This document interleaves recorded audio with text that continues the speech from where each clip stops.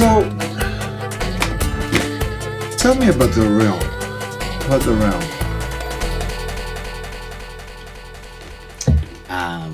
Like, what do you want to know?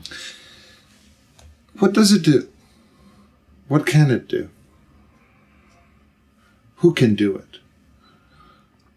Or how does one do it? Have I been there?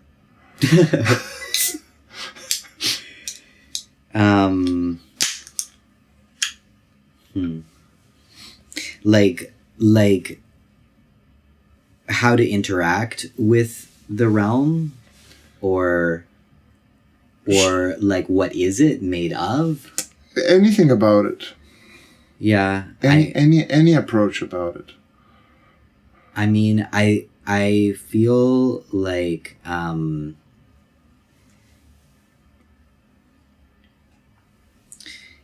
it's a big experience. It's an experience that is being shaped with us, not necessarily by us, but for our greater good, even if we can't see it. And in a way, that part of us is higher than us, which is where people get the terminology like higher self. Mm. So there's a part of us that we cannot identify with that's much bigger. And you could inflate your ego and sort of like, tap into a bigger connection to this realm. Mm. But that ultimately we're both creating it and not creating it, you know? It reminds me of chaos theory a bit, Okay. because which is technically the butterfly effect theory. Mm-hmm.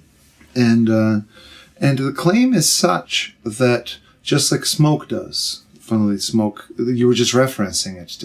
And this is where, so the smoke would represent an entity that dissolves itself exponentially.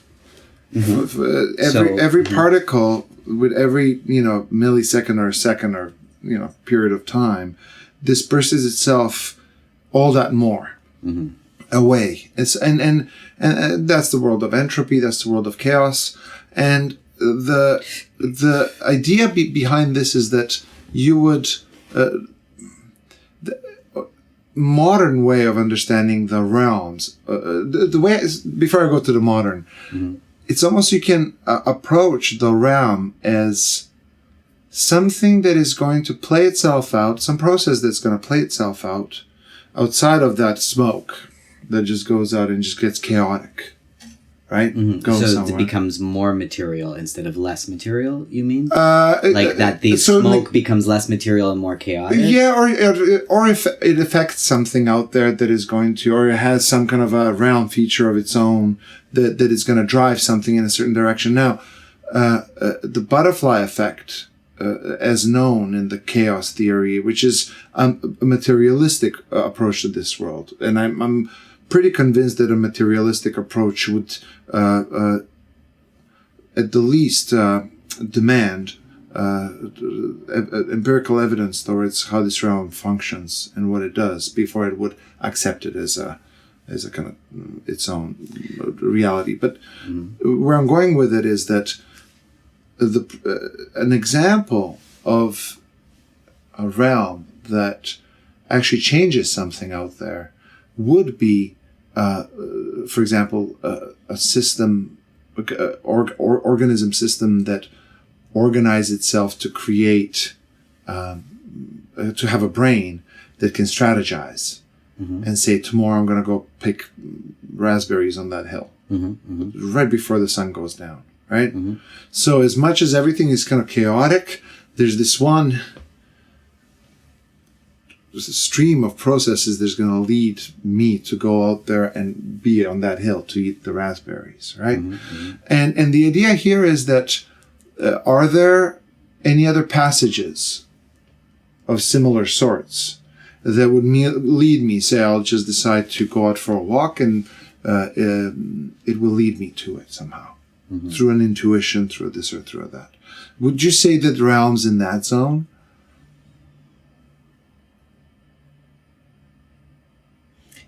Take me through the last part. So another example that I would point out is that the butterfly effect, might as well throw that one in, is the idea. It's not only that a butterfly will, flutter its wings, and then there'll be a hurricane on the other side of the world by the next day. Right? Yeah. Right? It'll cause it.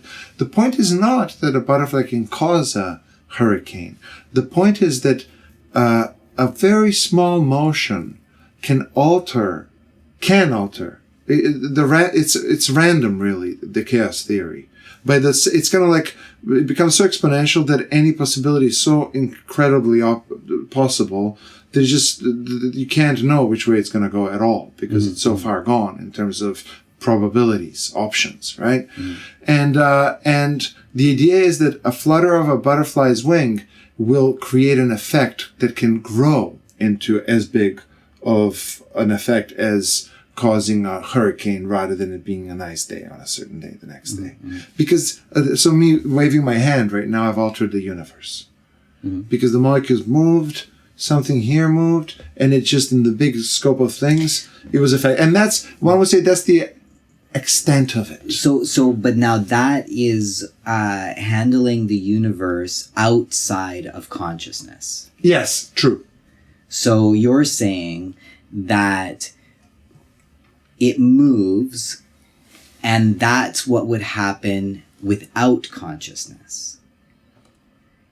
And so that in that material sense, the butterfly effect is like a linear progression, whereas consciousness is not necessarily in the same linear way that we experience the material world and experience itself. That consciousness is like the other one that you were describing. So there was the butterfly effect. Yeah, the planning, the strategizing, which is in the domain of consciousness. The idea that I'm going to plan to go and eat berries on top of the hill. That is the world of internal processes in our nervous system, let's call it, right? Now, how much that's connected to other places or not, right? For me, and then that's where I reside, is that I've put myself, because also when you say linear, another thing I would add to that is that it's more, also even more in the context of it being a physical domain where you know that the butterfly has the wingspan of a certain amount, and that's as far as it can go. Whereas in the cognitive world, you can just, especially with imagination, you can. But is it? Where's the? I would be totally okay to accept that once you imagine something, it can be imagination in your head. It's the connections between the consciousness and the physical material, let's call it linear world, where the question is that how much can consciousness affect the physical world in its own way. Right? Like, and then we can go as far as going from quite literally thinking magical, kind of like Disney magic, where you have a magic wand and you can just change, and then we can do biblical water into wine. I've told you always that I understood these as just, for me, Jesus has always been the cognitive part of the brain that is able to work with the world in novel ways, right? And that's, I haven't explored outside of that much. And I think you're referencing to worlds outside of that. You know, one of the things that came to my mind was when you were describing the butterfly effect, I was having this kind of like vision of all the different possibilities that could happen, and the chaos theory that you were describing, and it kind of being like an assumed, like that it would just go into so many different directions that it was like chaotic, right? But then the vision that came to me was like those chaotic lines somehow being guided back to geometric sequence. Okay. That it's like, it goes like, and I'm just seeing like all the lines in, you can't figure out what direction things are going in, right? But then somehow when you zoom into reality, you get like the Fibonacci sequence and the golden yes. ratio and all those different like geometric precisions, right? Yes. So it's kind of like linear gives that kind of like anything can happen, chaotic, like, you know, what world are we going to be in if I kill this butterfly kind of thing, right? Okay. But then every single possible world still has a kind of pull towards geometry.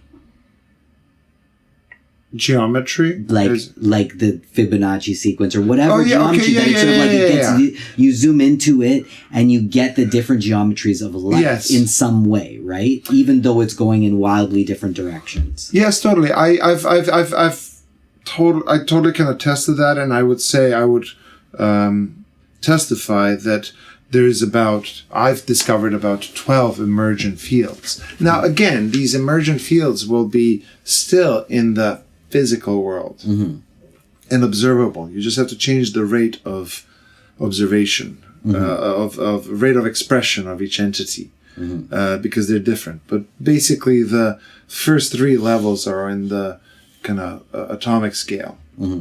These little bosons and neutrinos and whatnots, electrons are with them. And they kind of package themselves, and they can be independent or not to like about 3 levels. Then you've got the atoms on their own, just on their own, because they can exist on their own. And then they can combine into molecules. Then molecules now can be supermolecules. That's all in the same thing. The next emergent thing that happens is the molecular processes, how they interact. And this is where Sapolsky did a lot of work when he was talking about how this is where chaos set, because they can interact with each other like many different ways. Infinite, as you were saying, that chaos thing. And he says, just like he had this, he talks about, this book talks about this water mill that is around. It has different waters pouring in, and it's a total chaotic system. And then he says, after a while, maybe like 1,000 days or 10,000 days, it'll repeat itself. It'll repeat itself, and it'll be in that closed loop for forever, until maybe some extra molecule or that is also some made up thing in the meantime comes around and for some reason reacts with it in a way that it breaks the pattern again. And then it starts again. That would be your primordial soup zone, like when life was just starting, where it was all just mixing, right? So that's like right there is, I would say, like the 4th level now. From there, what happened was they had, and all the processes were proto-life processes, right? Once they were able to surround themselves in some lipid, membrane, and then be able to replicate their own entity, all of those chromosomal, let's call it, and that's chromosomes didn't even come in there. First, it was just a bunch of genetic type of molecules and protein type of molecules living and protected within like some kind of a blurb, right? And then that became the next level as an entity. Now it became a bacteria, let's call it. Now the bacteria is moving around and doing its own process, right? And so the next level, so this is like what, the 7th now? Or is it the 6th?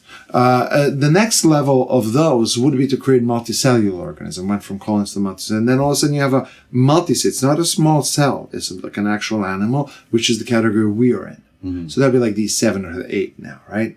And then once you're there, then you're moving around as an entity and creating processes. And each one of these, back to your point, I've found out very similar Fibonacci-esque mathematical geometric. There's a lot of similarity in I call it isomorphic similarity because it's functional similarities. And if you were to trace it into mathematical fields, it'll probably all check out. And then to close the loop, the next level of movement of humans is to create something similar to what cells were doing down below. And that's a tribe, which could have it, the shell is the masculinity and inside is the femininity, exchanging memes and having fun. Right? Or just living like within that social troop. And then those started, that's the next entity. So we're in 9 now, I think. Now that entity can connect with other tribes and create coalitions. So now it becomes like a large city, for example. So that's the next level. Then you've got nations, provinces. Now it depends how you want to classify provinces. So and then of course now we've got globalism, which is like level 12, 13 up there, right? So those are all the different emergent levels. They all have similar, almost physical, and right in the middle there is consciousness in our heads. You know? Now the question is, how much of that consciousness is spread throughout the entire system that I just described? Mm-hmm. Or does it only happen as a result of neural activity? I forgot about that one. So that's within the multicellular organism, you'll have different organs which have neurons that are able to communicate and create another emergent, total like new novel emergent entity, which is cultures, right? Mm-hmm. Where I tell you something you know, and all of a sudden there's a novel information contained within our. Now that's, to me, I'm inclined to arrive at the conclusion that it is all embedded in our neurology, simply, you know. And is it outside? Well, so and how would I know? Well, so I would say that I can't tell you certainly. There definitely seems to be something about faith and not belief in terms of like how the universe works. So convincing yourself is not enough, but when you have an experience, and I've been having a life experience, think since I was a teenager, on the universe being the holographic universe. In the theory that I met with, it was like how every single cell, it has a embedded in it the entirety of the universe. That all possibility and everything that is happening and not happening, for that matter, is potential in everything, right? Okay. So from that perspective, there might be the things that are very close and real in terms of my experience, but that I can sense things that are happening that are not my experience as well. And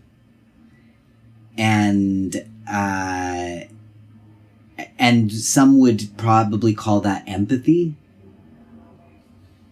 But I think that I've had experiences where I could zoom into that empathy, where I was like, say, sitting with myself with a feeling that was happening that I'm connected to closely because it's family, but it's not mine. And I could go inside of it like I was zooming on a phone, and I could feel it more and more and more. And then I could change it, and I could feel the changing, but that it was something that maybe I was able to connect to, and maybe it's mine, but also it could be perceived as if it's not as well. In which case, how would you know? Well, and exactly. So it gets really blurry at that point, right? So, and that probably would be the same kind of technology that's being used for something, say, like remote viewing or whatever, is the fact that you have a connection. And I think that is what makes us aware of our quantumness, is that we can conceive of quantum mechanics. And that basically, like, my premise is that you're quantum connected to everything. And so are you everything or not? Giving it a name and symbolizing it within our neural circuits doesn't necessarily make it quantum. Because I've struggled with this for a long time. But hold on a second. Look at just the aspect of like the idea of if you take, say, one atom, okay, and that atom represents something, but it holds all the possible information inside of it too, right? How can it? Would it? How would it? This is where my reductionistic, let's call it. But I think that's why I'm referring it to quantum, because that's the state of potential, where it is and it isn't. Yeah, totally. And again, I always say this. If someone asked about airplanes flying and us having devices that connect to everything around the world 200 years ago, people would say you're crazy. So because I think that, and it's might very well be that you could tap into these fields, realms, very well. To me, it'd be fun to chase. Actually, not fun, but it's kind of almost kind of like a, Indiana Jones-esque, world of discovery potentially in that world. I've come to understand it as everything is locally, even though the butterfly effect creates chaos throughout the entire system, and I think that speaks to what you're trying to say. It's almost like, for me, it would be, rather than saying that it has one atom can contain the energy of the whole system, the butterfly effect, as described, would word it more in the way that the atom has the effect to influence the entire system. Through a variable. It's similar to what I say. Was that a famous quote? Never underestimate or undermine whether one individuals or small individuals can create a huge change in the world. As in, don't stop. So from that angle, that I totally am willing to accept. I think when I hear what you're saying, I see that what we're creating is stories about how this emerges, the phenomenons of reality, and that the truth is maybe less important about the story, but it's more important about the experience of it, right? And so that's where you're going with it. Well, fair enough. And I hear when I hear what you're saying in your concept, I hear the same concept. Yes, fair enough, totally. Right? It's just a different way of perceiving something that is true. Because we know the past, we cannot say know the future, right? However, we kind of can with this ability, the inherent ability. Do we call it planning? We bastardize it with the word planning, or do we call it fortune telling? Like, this is how we know when, mathematics itself helps us. Like, mathematics is a realm. It's a realm of numbers and relations with numbers that gives us incredible answers to what can happen in the world when we plug it in. Physics, geometry. And so from that angle, I think you're going with it is that the model, the distinction that I've created, and this could be an ego versus it thing or whatever. And that is, let's say there is a physical reality out there in the world, but at least let's get as far as that, is that each one of our brains has the ability to create like a stupendous model of the whole thing using the neurology within our system. Because everything is accounted for. Your entire knowledge of everything around you, including whatever your consciousness adds to it or not, is all in our heads. Everything we know, that's my mantra, is in us, which is mind-boggling. And so now the only claim is, are those worlds connected? Which world? The subjective worlds, the ones of our models, our neurology. For me, they don't need to. And that's where, when you were saying empathy earlier, in order to solve this problem, and this does not in any way negate that there might be a fourth field that interacts in other ways or, whatnot. But the three ones for me have always been, the first one is the sensory motor one, which is you see me, I see you, you see my movements, I see our movements. So we can have what is it called? That's the process of how interaction is created. I've raised my hand, you see my hand, your mirror neuron connects from your input into your output and then knows to find the homologous part of your body, and then you raise your same hand and you say hello as well, and you mimic what I do, right? So that'd be an example of a sensory motor. You don't even have to think about it. Like kids just imitate, right? So there's that kind of like input-output world. Then within that one, there's a subgroup, which is the emotional one, which is the empathy one, which is the same thing, but it's responding to me going, oh, or me being angry, or like all of that, which are the kind of almost kind of indicators or expressions of a specific emotion that you can pick up on. And then similarly, the mirror neurons find the, appropriate organs or lymph nodes or whatnots to release whatever needs to be released to mimic whatever's going on if the person's crying and you. Although Marshall from, NVC always said that true empathy, it doesn't necessarily mean that you're crying with them. The point is not for you to cry, but more to be present. So there's some nuance there. But anyways, that's the world of empathy. Yeah, I mean, I sort of have this vision of like energetically that we're like one being that's having an experience that's like a bunch of tuning forks going off and they're just affecting each other. And so everything that happens, it sort of has that cascading effect like you were describing with the atom that has, that vibrates and creates everything affects reality. Everything at all times. Exactly. But sure, totally fair. That's totally fair enough. But the way I see the layer of emotion, experience, and energy is like it's more like one being than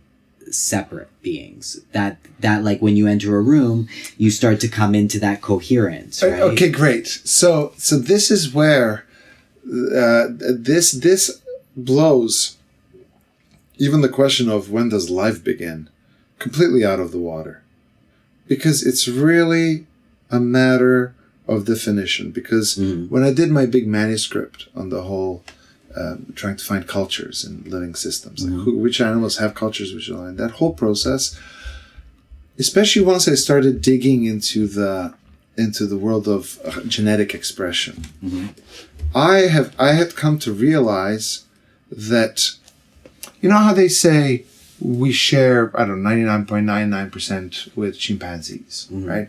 And then we share, let's say, I'm, ballparking, inventing here, but let's say 75% with all mammals. Although probably it's much bigger, right? We share, let's say 50% with all the reptilians. Going down the brain structure, right? And I have another thing I can talk about that. But anyways, once you... I lost my train of thought. I thought of something else. Where was I? Yes, thank you. I realized that the entire Earth is one big living organism. Because ultimately, if you look at it, because it's all process inside of a process, inside of a process, inside of a process, inside of a process, 12 times over. And the only separation is on the level of whether it has a protective layer where it makes it some kind of an entity that can do its own independent thing. Right? But that's no different from atom going around. Every independent entity can be, even George Lakoff, when he was excellent to learn about how the brain puts language together and all that. And he even described it. It's like atoms and molecules. So as a child, you first learn all the words, then experience teaches you how to connect those. And those are neural circuits that are literally, and they trace these and they could see that fire. That's what Neuralink and all this Elon stuff is going in the direction of. This strip here, right here, literally, or is it on the left side, I think, is in charge of moving all our limbs. So if you hurt yourself here, your hand will go off, right? Or whatever, they can make it move, right? So everything is just a process after another. And from that angle, we are all one within one large process. The big showdown. The original beginning, you were saying, when does life begin? Because of what I was saying with respect to energy and being one being. It's just that there is consciousness in us, and we can talk about and then conclude. That's the mind-boggling part. That we can agree on it. You have somebody that imagine an animal out there who's conscious. Is like, I can't. Do I have anyone to tell it about? So I have a question. When I come into the space downstairs, okay, and you're not there, and I have a feeling because there's order, there is thought that's put into placement, there is balance, there is, like there's different elements that are going on, right? Okay. Is that now with nobody in there, Mm-hmm. is that devoid of consciousness, or is there consciousness there?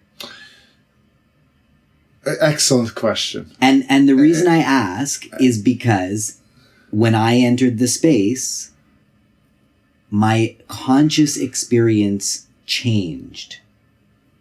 And how does my conscious experience change if there is no consciousness there? Excellent. This is very similar. This is technically similar or close to the good old "Does the tree make a sound?" If there's no one to hear it. But it's a bit deeper. It's a bit deeper. Uh-huh.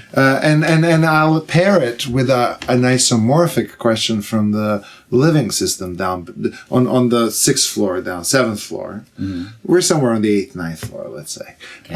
And that is virus alive or not? Is virus alive or not?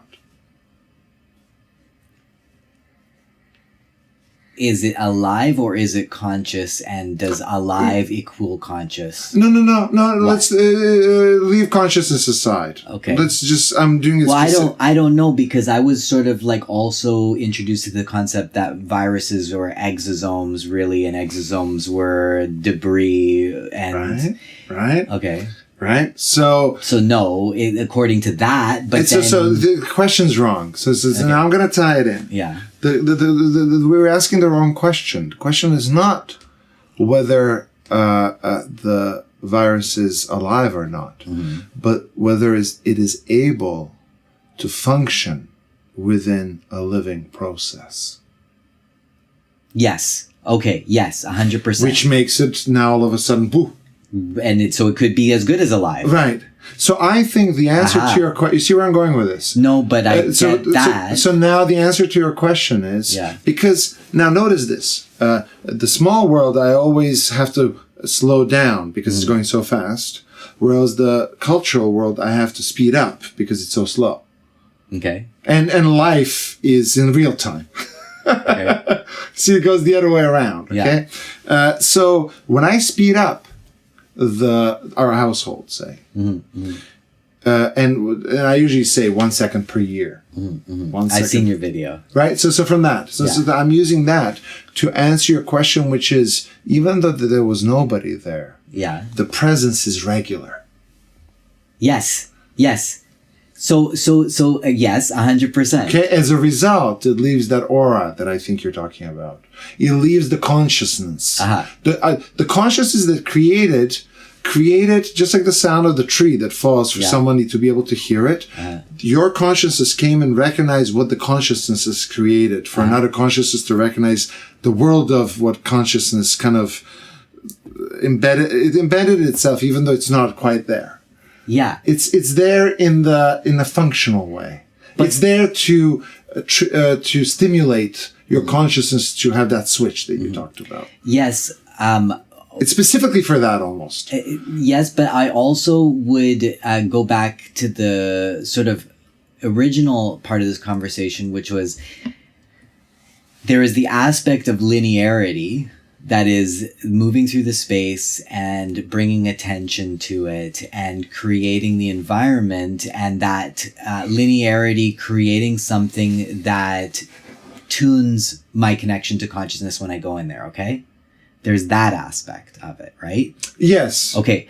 Because we use the physical linear world to mold it. Yes. Through that's our just like an instrument. Right. Just like an instrument plays a song. Right? And so I would go another level, which is more like a different dimension. So you've got the linear dimension, then you have the non-linear dimension, everything that's happening all at the same time.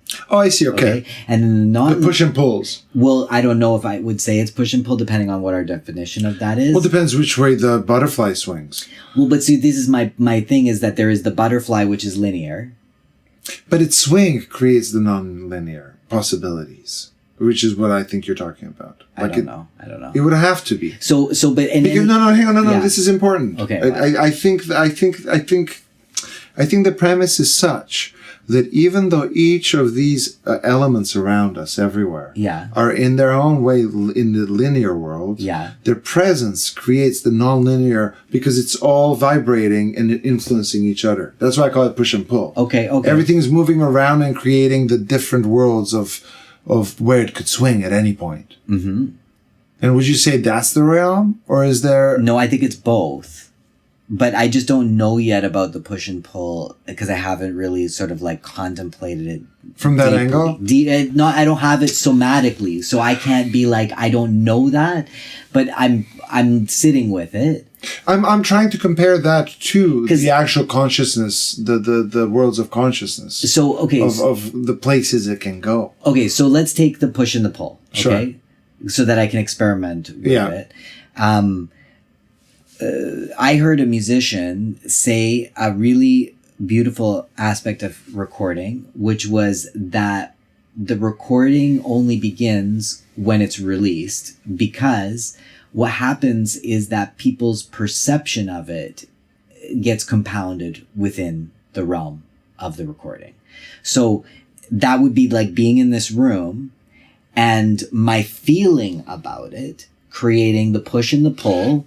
I totally can see that. So it creates that push and the pull, my feeling about it, and that becomes more like an eternal imprint possibility. It's less linear. It's more like a happening. Yeah. Okay. So great. So that's pretty much what I was trying to say is that the butterfly effect is in the physical world, especially. I'm not sure. I guess you can translate it to online world to some degree. I don't know.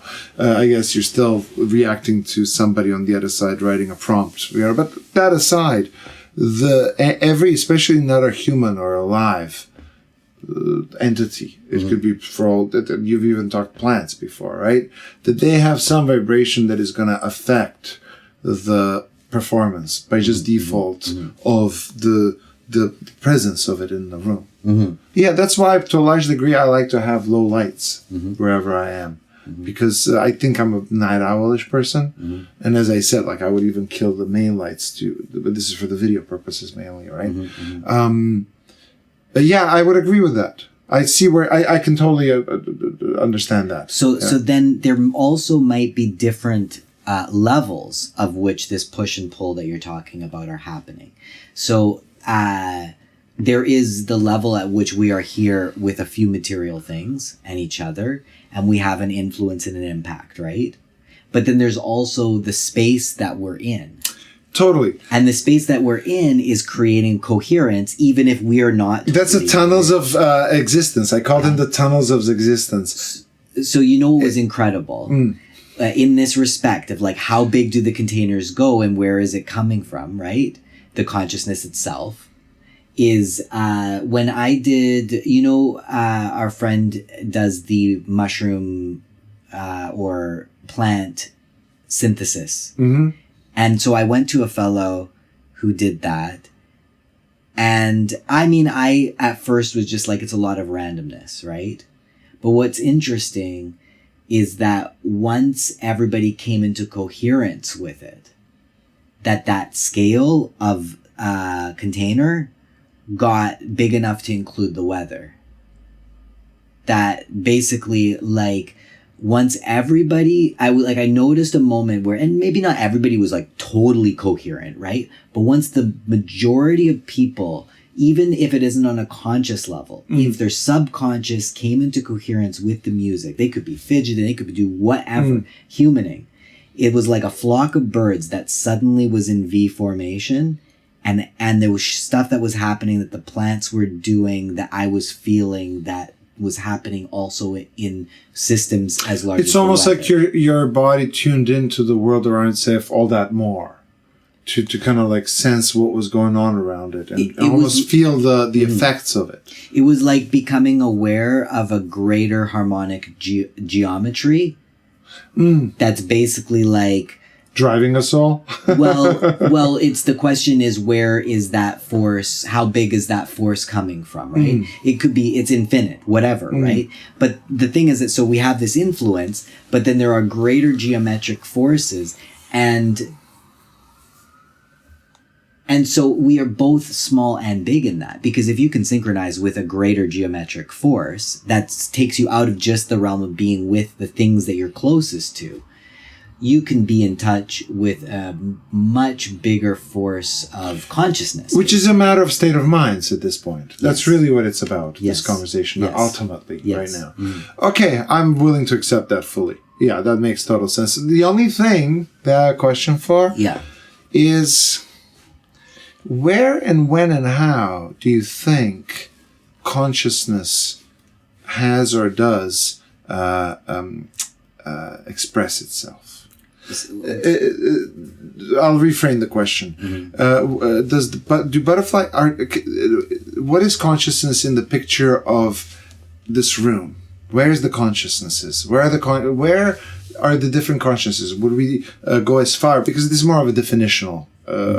It's a definitional question, and B, it's also in the service of honing in exactly on what is it that we actually consider or want to say that is consciousness by definition, so that we are on the same page. Because when we talk about the vibration of each atom in each entity around us, alive or not alive for that matter, the energy is, in my book, either from the Father, the Holy Trinity, the Father, the material world, the Son or the Daughter, which is life, or the Holy Spirit, which is cultures.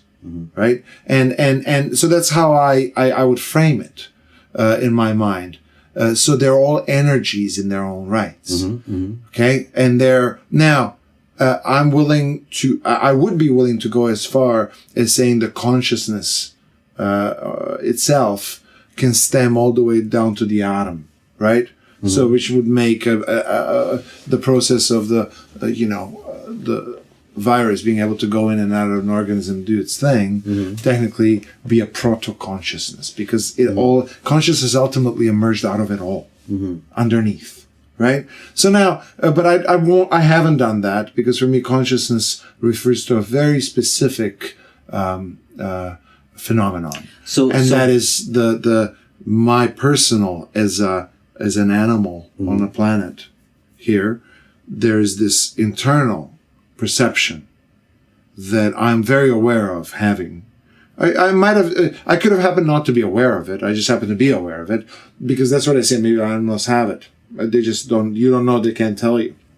But it emerged in this entity right here, and I've been drawing. That's where I've been drawing the line. That's what I'm trying to say. I wouldn't say that the energy that any of these elements here have would not be in the category of consciousness, but rather a vibration or a force of different emergent systems. Okay. That's how I've been defining it. So your first question that you had to come to that possible definition was like, what is conscious in this room? Yes. Where would you say consciousness right now resides within the scope of this? So what about the idea with your push and pull philosophy, the vibrational energy, right? That it is that which is between everything. Great. This totally, and that brings me to what I said at the very beginning, which is chaos. Yeah. Right? But the chaos is such that there's these billion years worth of push and pulls that are older than time, as we know it, right? And that they might have done their own, just like Sapolsky said, life found its own little returning loop, which became life, cultures, etc.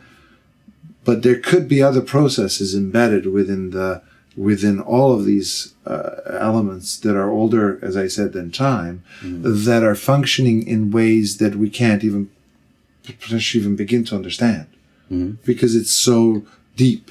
And so, but so from that angle, it would totally work. to call that these are all different levels of consciousness. Yeah. They're all just different levels. Like that means water evaporating, going into a cloud and falling as rain is another breath of a process, of a force that has its own conscience. But we're playing with terms, but I'm just trying to expand it. You see what I'm doing? Well, it has an experience. This is the tree and the forest, right? Experience is usually defined as there being somebody to experience the beauty of falling rain. But can you imagine the experience of going through that cycle? Or is it like so unfathomable that you're like, I only know how to be human. I cannot imagine being water. Or can you actually imagine being water? The only reason why I struggle with this is because I can't imagine being alive when I'm sleeping, unless I'm dreaming. Like when I'm asleep, I'm completely unaware of myself. And that's the only proof that I have that I could say that there is such a thing as there being an existence that doesn't have consciousness. Because consciousness is being awake by and large, not being asleep or deceased or before I was born. But you can wake up in your dream too.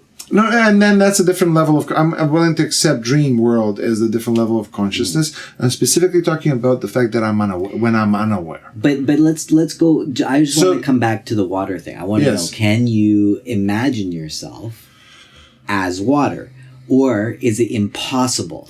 I think where you're going with this is that in the experience that you were saying earlier, that it opened you up to possibilities through the geometrics that you were talking about that expanded you to a point where the answer to you is a clear yes. Because the brain is able to just expand on that level. I mean, it's like...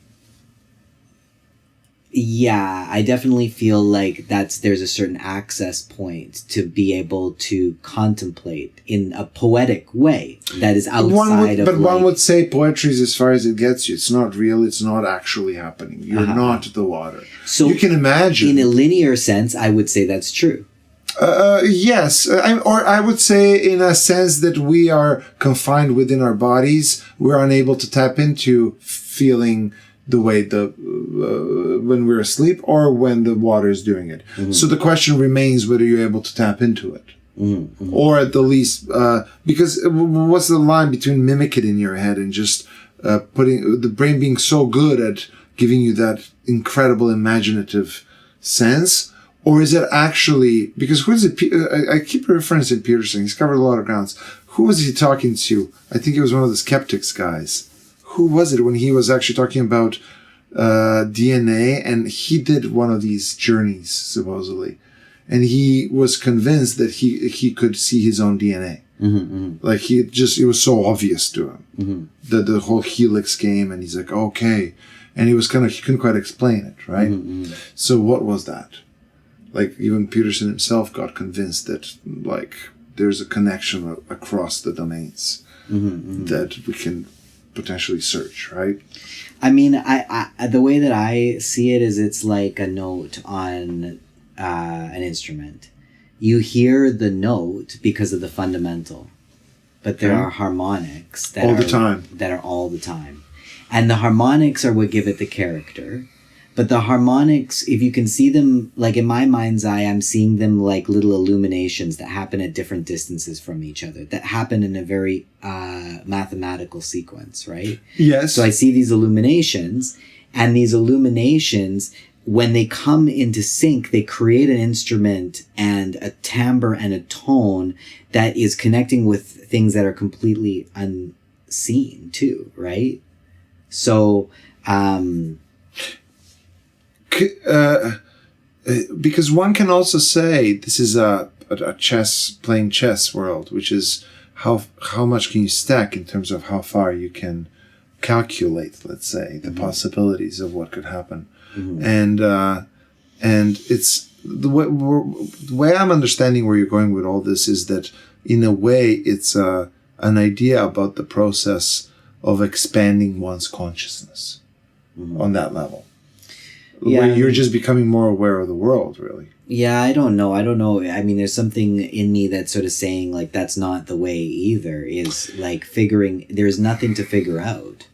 Like, Yes, that's where I go. I usually go into the pragmatic world first, because for me it's like if the cutoff on the if how to put this, if the harmonics are hidden within the note, that means in the real world most of the experiences or things that we need to attend to are simple enough that we can just attend to them for the note that they are. Exactly. Without necessarily needing to go under. You don't. However, the tool of being able to hear the harmonics gives you that, this is what I'm saying, expanded consciousness, gives you that ability to read the room, if you will. To kind of like see, does this feel right? Right? This is, and you can learn that through experiences of, pragmatic experiences of just doing the work, and eventually just kind of getting a sense of how to, read the energy. There's something to be said about that for sure. Well, and I mean, those higher harmonics are related, but also sensitive as well. Like, you can like just small changes of the instrument change those upper harmonics and what they sound like. It's like the butterfly effect, basically, right? Little changes that change these. Yes, the fundamental stays the same. But it's not the same if the harmonics are not the same. But the note would be exactly the same note. This is like the Serbian ch and ch. I think I used to bother you guys a lot with that. so you mean like these different like subtleties that change the way that it ultimately reality manifests. Right? I think I'm gonna segue this into perfectly into what I had this one little nugget that I wanted to choose, and that where would you place the concept of God within this world of consciousness? Would you say it's the same thing technically? The same thing as what? As the push and pull vibrational fields. Would you say all of that is God? I would say where's God in all this? I would say that the totality of infinity is what God is, and the totality of nothing. Hang on. Which means whatever possibility. That means from the hurricane all the way to a nice day. Yes. As created by the wind. Yes. Okay, good. Yeah. Okay, great. That's great. Now, here's what I'm wanting to introduce. I want to introduce a little direction here. Let's call it, and that is that I've done this. I've been showing you some of the stuff of the explorations that I've done on how the people moved. I don't want to give too much of it away because I'm planning to do the video this weekend, but I want to talk to you about this. Every time I do these videos, I learn something totally like novel, and I like it when it hits a nerve. Okay. And my nerve got really like shooken. Okay. And I want to see how to introduce it. The people I want to approach this from the angle of religions as well, as humans seem to. Every human society has some deities, right? And they seem to be inevitable. They seem to really be inevitable. And what I've done is that I've looked at the evolution of the movement of the people through Europe in the last 4,000 years, and how languages, religions, and states, as they created them, evolved as they went on. Because you have to think of that now as. I want to tie this in with the big flood, but I'm not going to go there right now. But you have to think of it as there was three groups that came. There was the Northerners; those are all the like Scandinavians. Then there was like all the middle part were all the Europeans who came in, and then down south was the Semites. with the Egyptians, who were also Semites, technically. There was just, although no, Egyptians were kind of different. Because it goes into Africa. Egypt's really Africa, right? But what I really realized is that most of these societies for the first 2,000 years were all polytheistic. Meaning many gods. And another thing, without too many spoilers, that almost surprised me was, and it's funny, you don't think of it until you think of it or ask the right questions, and that is that the Roman Empire came from the branch that came from the middle, okay? And then landed in Italy as italics, right? With the Italic languages. And then from there, they created this Roman law that had this specific societal structure, right? While the Abrahamic religions were entirely, in their entirety, created and started from the Mesopotamia or from Judea, quite literally from there. And all three of them, all the three big religions, are all the same, really. They were the same for 2,500 years under Canaanites, right? Brothers and sisters, okay? And I'm gonna. You want to comment, because I'm gonna build here. I'm gonna build here. I guess what I'm thinking is like. No, keep building. Because I'm going to a very specific place that I then want to tie in with what we're doing, okay?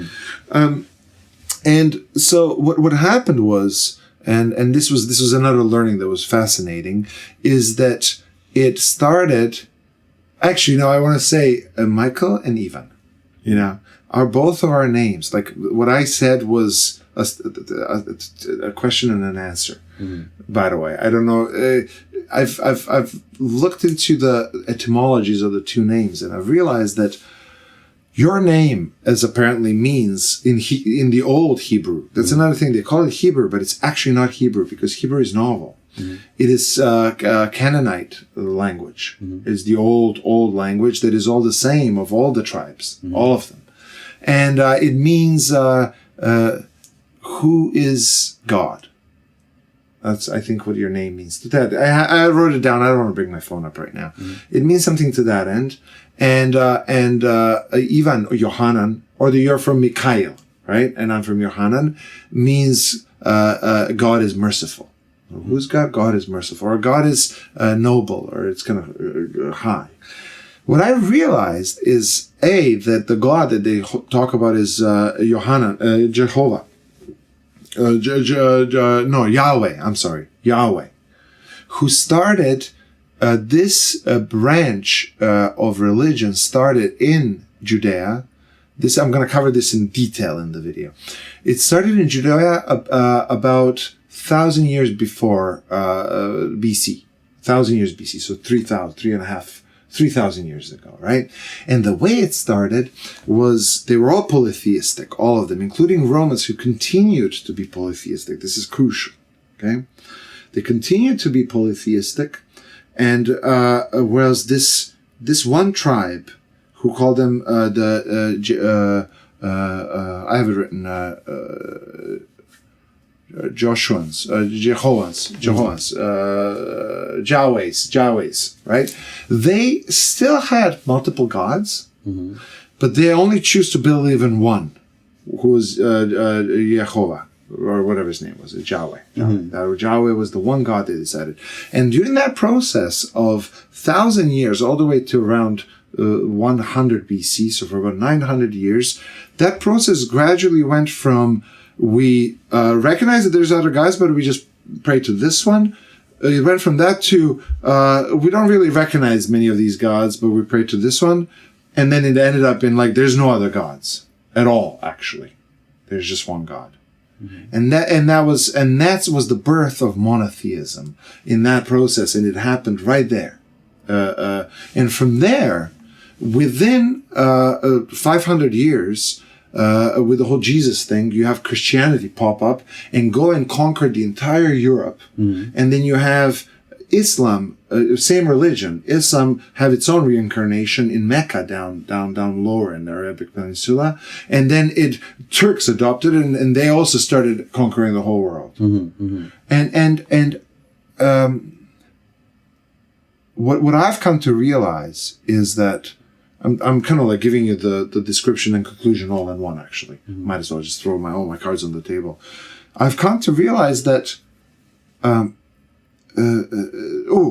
thing, I've imprinted it. I looked up, how did Christianity change Roman law?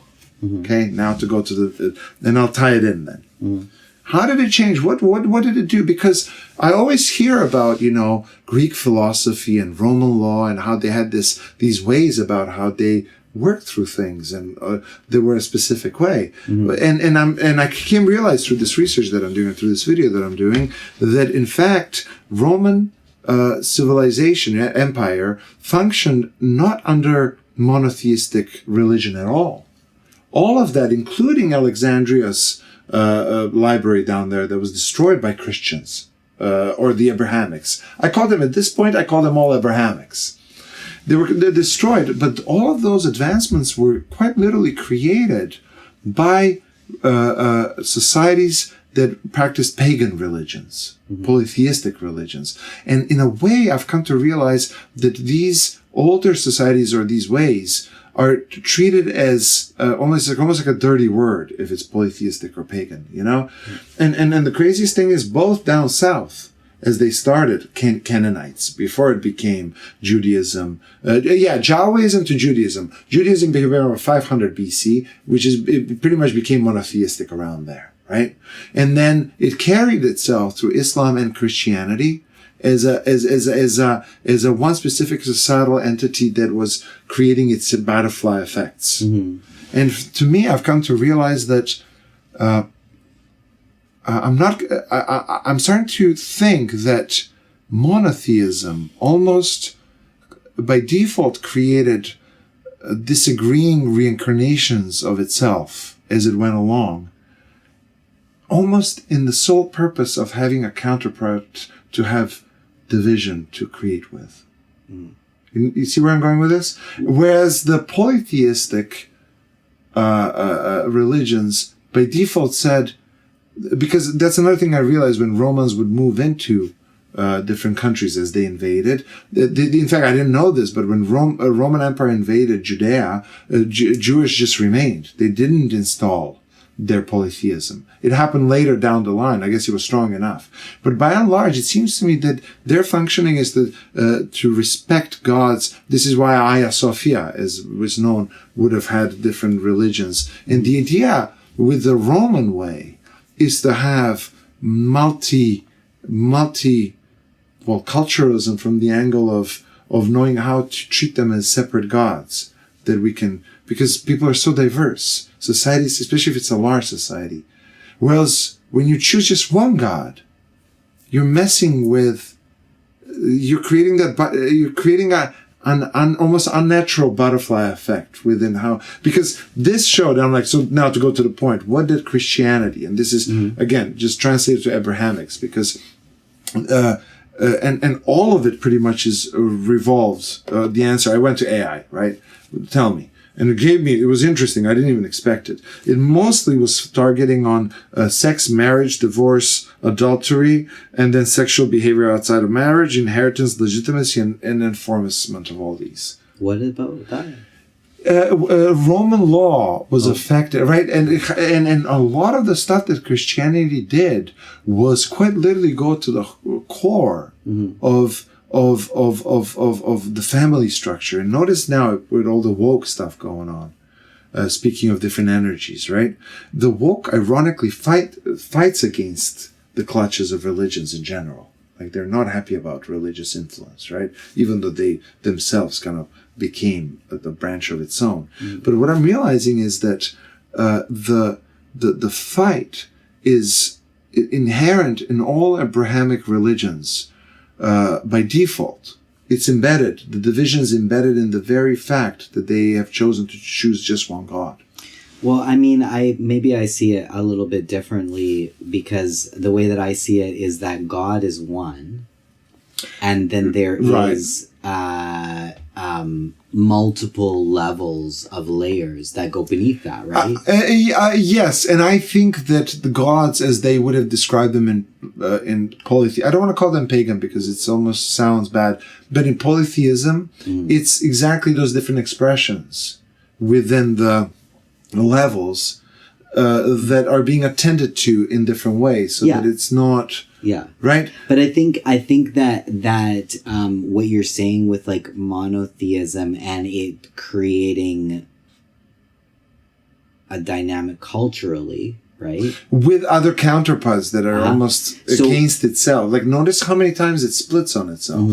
Whereas in a polytheistic society, it almost can't, because if someone splits, okay, well, we just take you as the next god.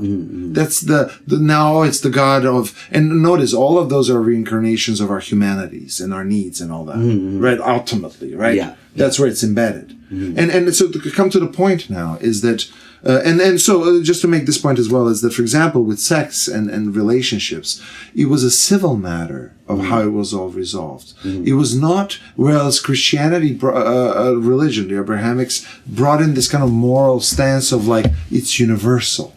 So it's almost like trying to pin it down from higher up and try to normalize it, rather than allowing the people in the direct world of, because that's where I call it opinions versus laws.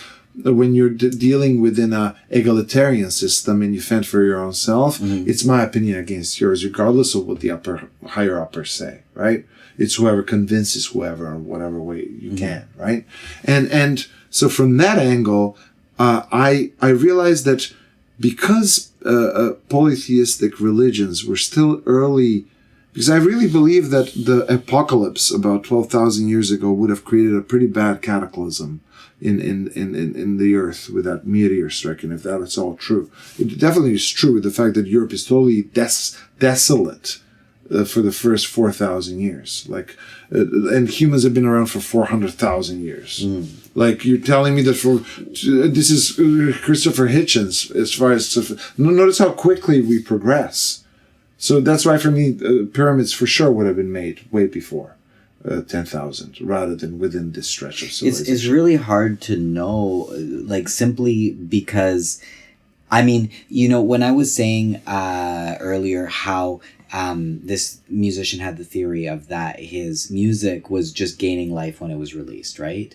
Yes. And all these ideas that we're putting together in order to create a construct of our past are ideas that we're putting together right now, and they have a certain energy behind them. Yes. Right. And it is our faith that makes it real.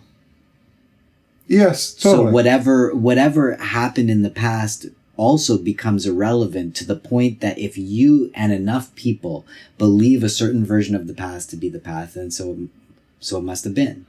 And we don't know, and however it was, right? Do you think, but here's the question, do you think that would have been lost within the confines of chaos? Because there's only so much we can take in, because everything else just kind of slips away into oblivion, Inside Out movie style, with the little, the elephant. I don't know if you watched the movie, but like in that context. Or is there an actual influence from all of those? Because this is like, of course, both play a part to some degree, right? Because it's not isolated, like just epigenetics itself shows, right? So music is in itself absolutely influenced by it all. I totally think that, yeah. And with some cutoffs. It goes both ways. The system can't retain itself infinitely. It just doesn't work that way. Because smoke always expands. Smoke goes away. Much of the system goes just right out. The food that we eat gets into an order, and then everything that comes out is just straight back into chaos, right? But I've started to realize that my role as of now with how to think of even political climates and how it affects people in today's world, as far as I'm concerned, is to actually recognize that I've stepped away from the Abrahamic world. Personally, I've just literally stepped away from it. Well, so what's interesting though is that the premise for which the system that's created was created from the Abrahamic world. Yes. And so to step away from it is... How do you do it? Well, it's not so much how do you do it. It's like, what I find intriguing is that we seem to be playing a game inside of a matrix that exists from the construct of the Abrahamic world, whether you like it or you don't. All the churches and people going to them regularly are a testimony to that. And so that faith and that belief, not on a, I think I believe, but on a, people are having experiences, and those experiences are created. Right? Through what you're saying with like these different nodes of experience. That is what makes it real. Yeah, and I've termed the concept of a meme to be an idea that drives you in a certain direction. So it's anti-chaos, really. It locks you in. Is it from now on you should always do this. You were married forever and ever. You're with that person. Period. The end. Doesn't matter how you feel. Your flutters of your wings, no pun intended, right? Of how you feel are irrelevant because the meme locks you in. That's the power, really, true power of cultural systems, right? And from that angle, like let me read to you because I found because I'm not going to probably cover this in detail with the video, but I found that public morality laws was an example, and they said that Christian moral framework, the state began to regulate sexual behavior more as public morality than just social propriety. And I'm like, oh, social propriety? Like, what is that? So I asked, what's social propriety? In short, social propriety equals informal norms guiding behavior.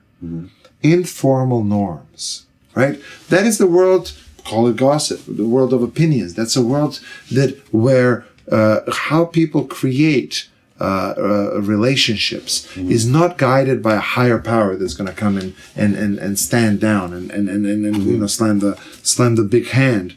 While public morality is codified rules, memes, with legal enforcement. Right? And as a result, it gave me this whole list of things where it's like divorce was relatively easy. It was all arranged by the families. Come on, no need for everyone to freak out. Let's just arrange what's going to happen with the families. Everything's cordial. Let's save face. It's very kind of like hands-on, almost egalitarian. Whereas the monotheistic system needs to almost have this monogamous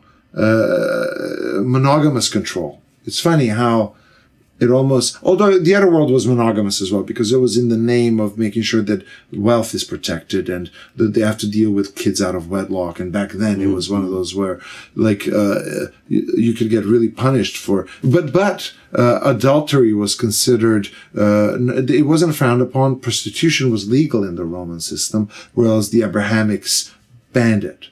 Not only banned it, like the Islamics took it to a point where you can have, once you marry, you can just keep having extra wives. Notice how it branches in different reincarnations of its own kinds. But what I'm realizing is that it seems to me that the Roman system it was a bit more just because it actually brought humanity into the picture, especially when it comes to direct family relations and how it pans out with, sex being the vehicle towards kin creation, right? And my pledge, starting with all this and this exploration, is to call upon the gods, bearing the name of God is merciful. I see myself as saying, I call upon all the gods to come forward and we all exist in a more of a polytheistic, which technically one would call secular in the modern world, right? And for me, any emergence of highly, highly contentious and powerized, if you will, religious Abrahamic systems to me is the wrong way forward, because it's only going to increase the extremes of the others and keep everyone fighting all the time. So when I post my stuff on the meditation app that I've been posting on, and it asks me what kind of spiritual or religious thing, I go to secular, nature. Excellent. But the thing is that I feel like it's going to lose against the big boys when they come storming in. No. Sorry, I totally interrupted. Yes? No. Big boys? What? Never mind. I feel like it's also, when you go deep with nature, it's not secular. So to put nature under secular is like, but it's the thing is that I also have a different definition. Excellent point. I have a different definition between what is the difference between religion and spirituality. So I would say religion is like,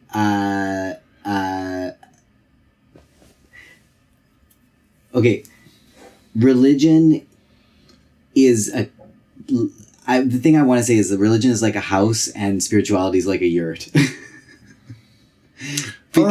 Because like the house has like its walls and it's squaring off everything. I would think of it as that's good. That's a good analogy. I like it. Another way that I could frame it is also that spirituality is what actually is happening if you let people just to their own accord.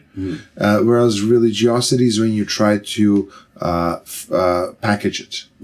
The moment you start packaging it, okay, so now we have to make a church where everyone comes. Now you have to come, right? So all of a sudden becomes a compellment. Something that you have to do. Even though you ultimately would want to do it, but I think that would be the main, which means that the confines of walls that you're talking about is just kind of trying to, lock it in all that more, Exactly. And then also in the language of it, for me, spirituality and religion are different. They say it in their language like religion. And I don't know if this equates directly, but it makes me think of like religion, like armies and people who all think and agree in the same way and stick together, right? And whereas spirituality, it's more about a connection to existence and duality, and it's almost like they're two totally different things. They're totally different things. Although they're very, very similar in many ways, connected, let's say. Well, the way that they're connected, in my opinion, is that on the layer of existence that is beyond material, all of the stories and possibilities are a spiritual experience, right? So you have like the archetypes and the movement and the personalities and everything. That is a spiritual experience that exists in a non-material realm. With the whole consciousness expansion, everything we've been talking about. And I mean, well, people would say that you go to a church to have a platform to be able to do that in peace, where, people, it's almost like trying to, again, I think it is really trying to package it in a simple way, because I was realizing also, package what in a simple way? To package some amount of spiritual practice into kind of like something that everyone can do together in a place where you go and you know what to do. It's prescribed. Right, it's prescribed spirituality. Yes. It's like a prescription. Yeah, but what you're saying in the sort of monotheism thing, to me, it looks like,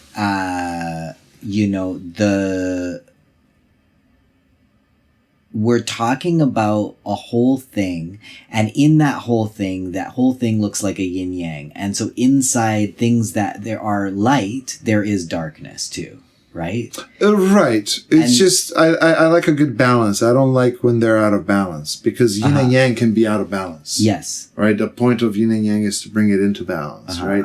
That's the only, as far as I can speak to this. And I think it seems to me that monotheism disrupts balance, because I gotta tell you, like, every time I functioned in the scope of attending to my needs and the needs of humans around me, the results were always way better than when I was if I was trying to follow some norm that was assigned by some religious script or whatever. And that brings me to the point about the Romans, because they seem to let people deal with it civically, almost civilly, rather than to try to impose this kind of like holier than thou narrative on top, I get it from the perspective of like, if you say take something like I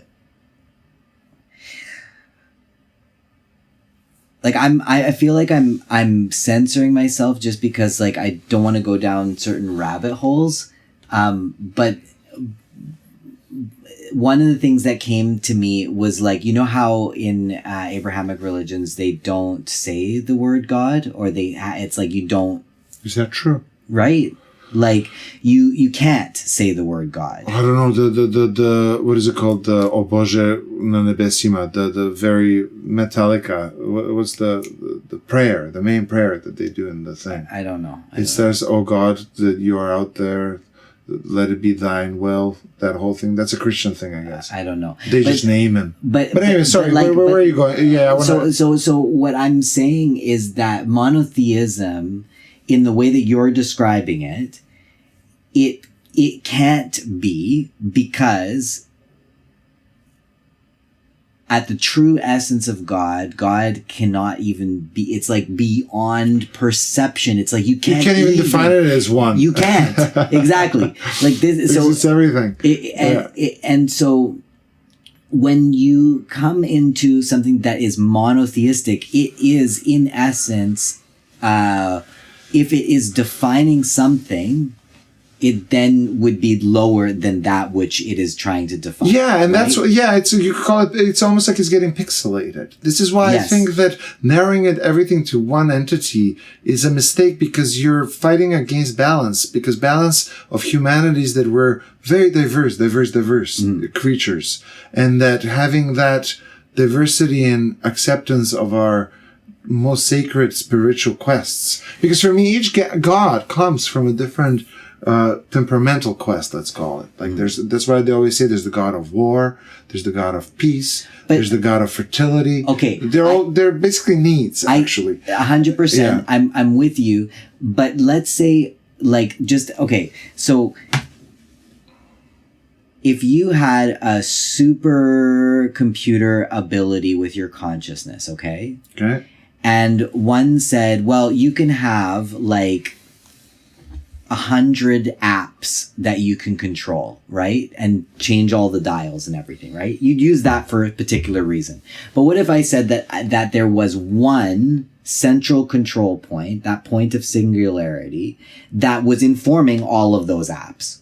Okay. Why would you just like dismiss that one central control point in favor of the hundreds of apps?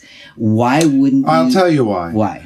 Because memes are simple. This is why I think because memes, because the functionality of what that one app can ultimately do with the diverse other apps is only limited. You can turn it off or on. You can send it a prompt, right? You can tell it to do one specific thing, but to truly have the full expression of each one of those individually. Yeah. That means that the app can deal with each one of them differently, I guess. But that's not one call. But I'm saying that this central source is the point of creation from which all those apps have been created, right? I think the answer to this, for me at least, is quite literally in the world of needs. I always stress this. I almost feel like I'm like a parrot. Yeah. Because to me, it's almost like saying God is needs.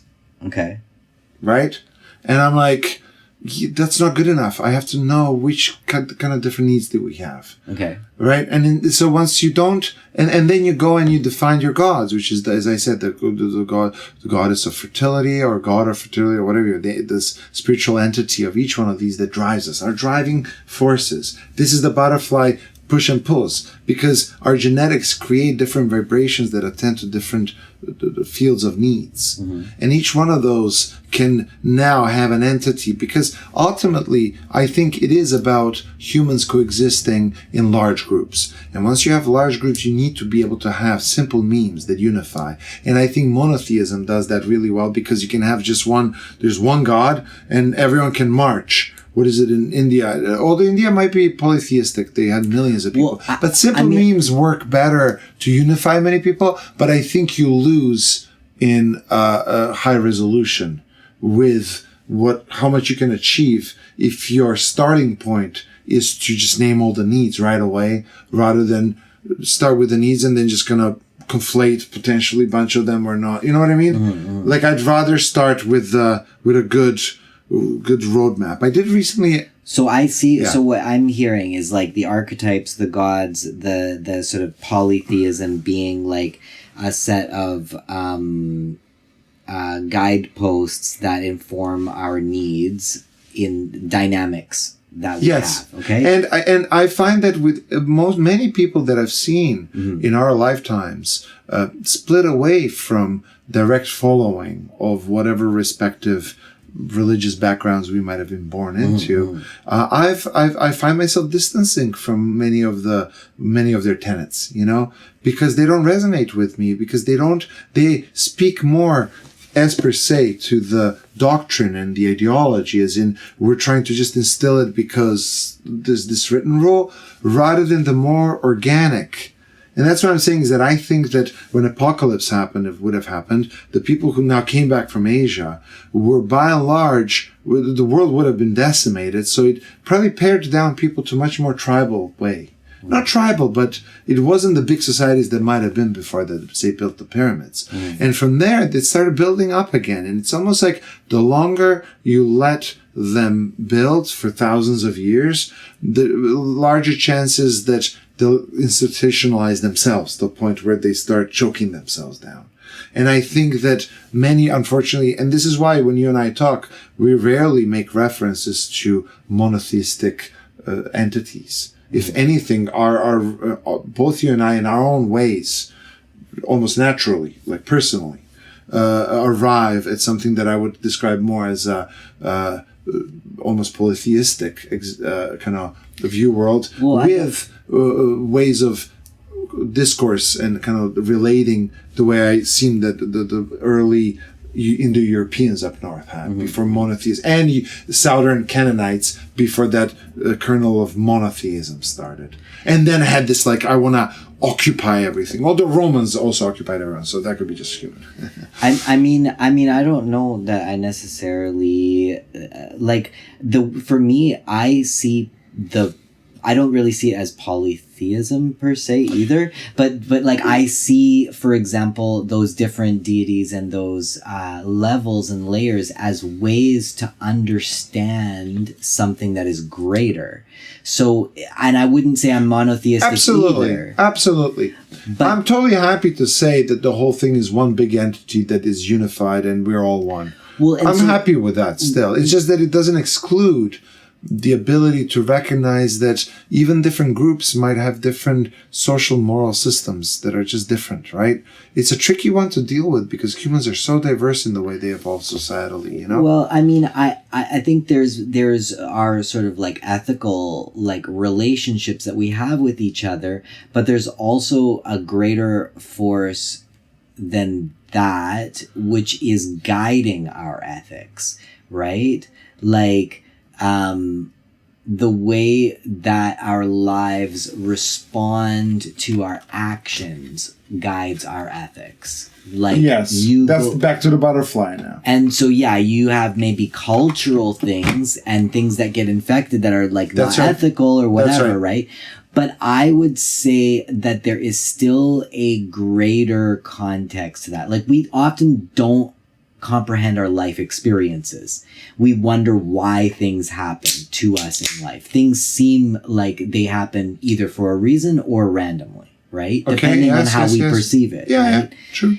And so for all intents and purposes, somebody who is secular, like, and I have people in my life who are like quite atheist to the point where it's like there is no... Yeah, it's totally reductionistic. It's totally like, it's just molecules bouncing around. And what happens then is that a person can go about things and wonder why the fuck things are happening.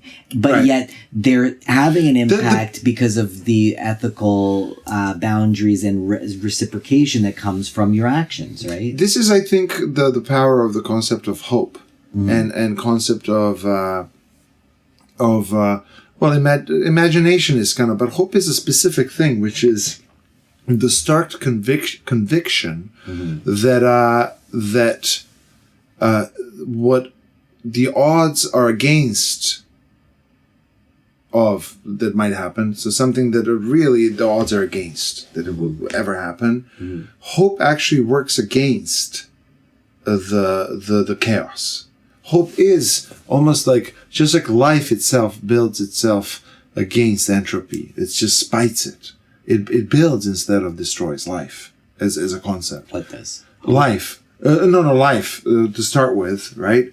The living systems are kind of going against the chaos themselves. And I would almost say the same thing is happening within our consciousnesses, within our nervous systems, in the way how we relate. That hope almost presents that option that is just like highly unlikely to happen. And as a result, it gives like different frontiers for someone to act upon, completely different ways in order to reach for them. Because even for me, especially as a person who chose the way of the arts, much in yourself as well, like much of the creation of this has come very organically, you know? It's almost like it's, as you said, it's created itself, that song that came into creation against all odds, really. Because if you think from a religious perspective, there's only a few religious songs to play, and that's it. Like any other deviation is cancer to the system, which technically is kind of true, right?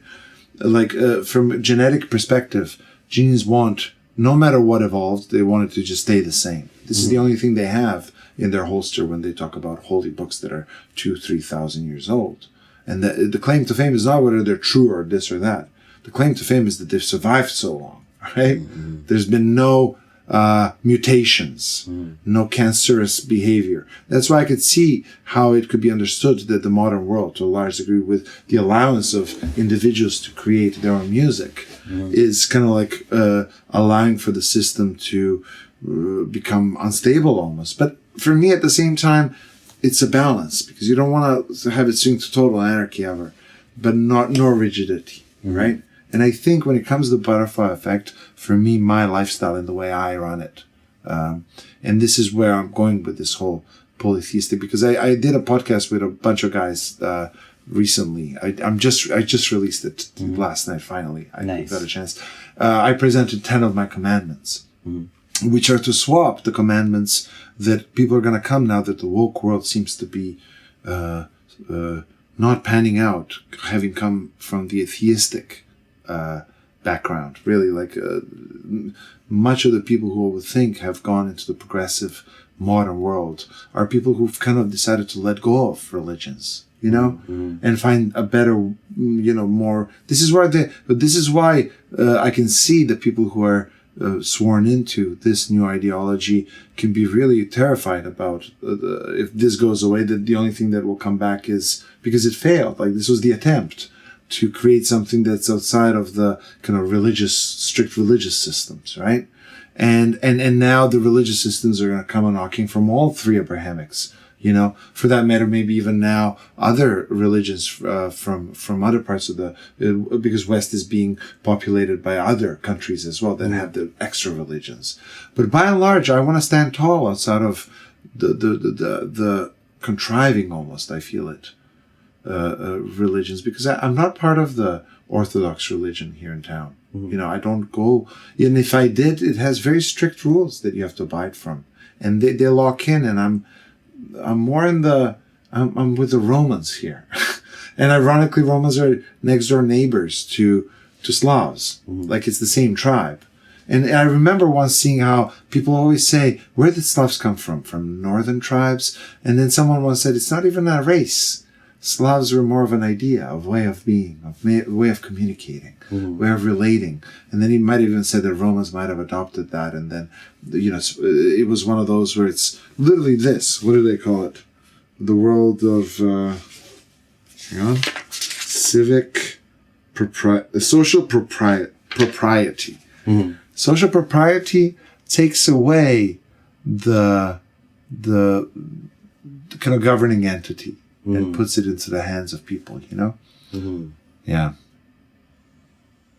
And that's how I work with people directly in my lives right now. Like, I create those value systems in direct interactions, and then build it from bottom up, depending. And that's why almost like my relationship has different flavors as a result with every other person, completely different flavors. And some people you can goof around with, some people you can go spiritual with, some people you play music, and it depends on how they flutter their wings, right? Because everyone comes with their vibration. And from that angle, that is that.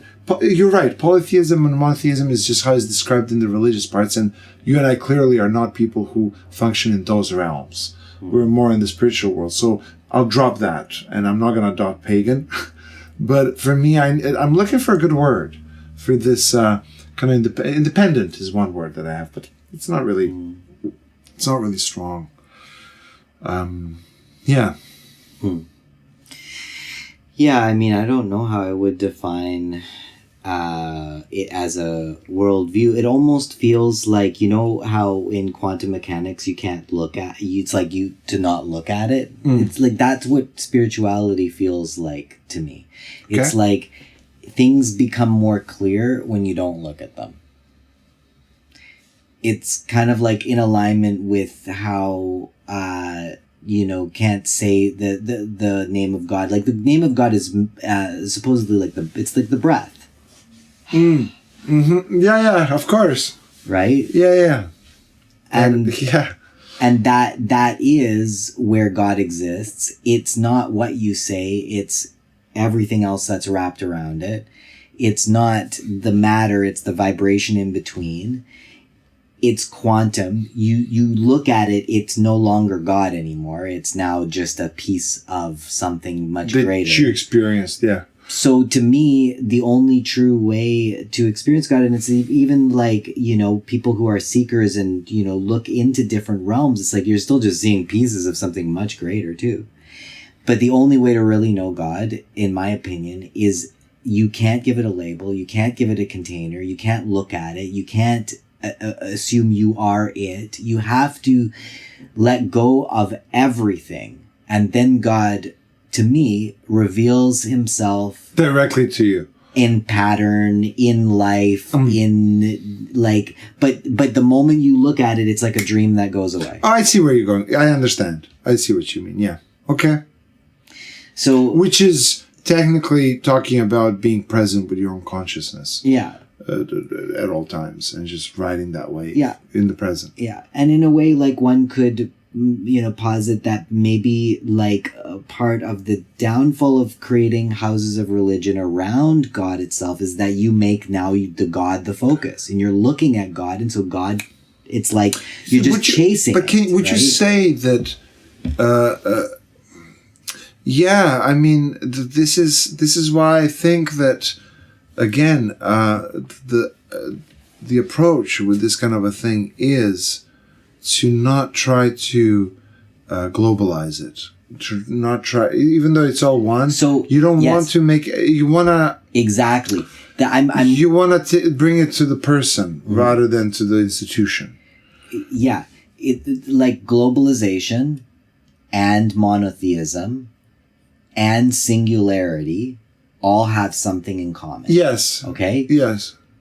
But it becomes something less than what it actually is, and it holds far less power. Absolutely. When you start looking at it's you're creating globalism, or you're creating AI singularity, or you're creating a monotheistic religion, or whatever. Or that kind of like human expression of the God. Exactly. For example. So the moment you start tinkering with it, it's not that anymore. Right. So it's like we can't even. It has to allow it to just be in order for it to have its magic. I mean, ironically, this still works perfectly with my commandments, and I'll tell you really quickly what they are. I'm building it, so actually, I would love. I spent 3.5 hours with the guys, and we can ride this way for as long as you feel like it. I'm happy to keep going. Just let me know where you're at.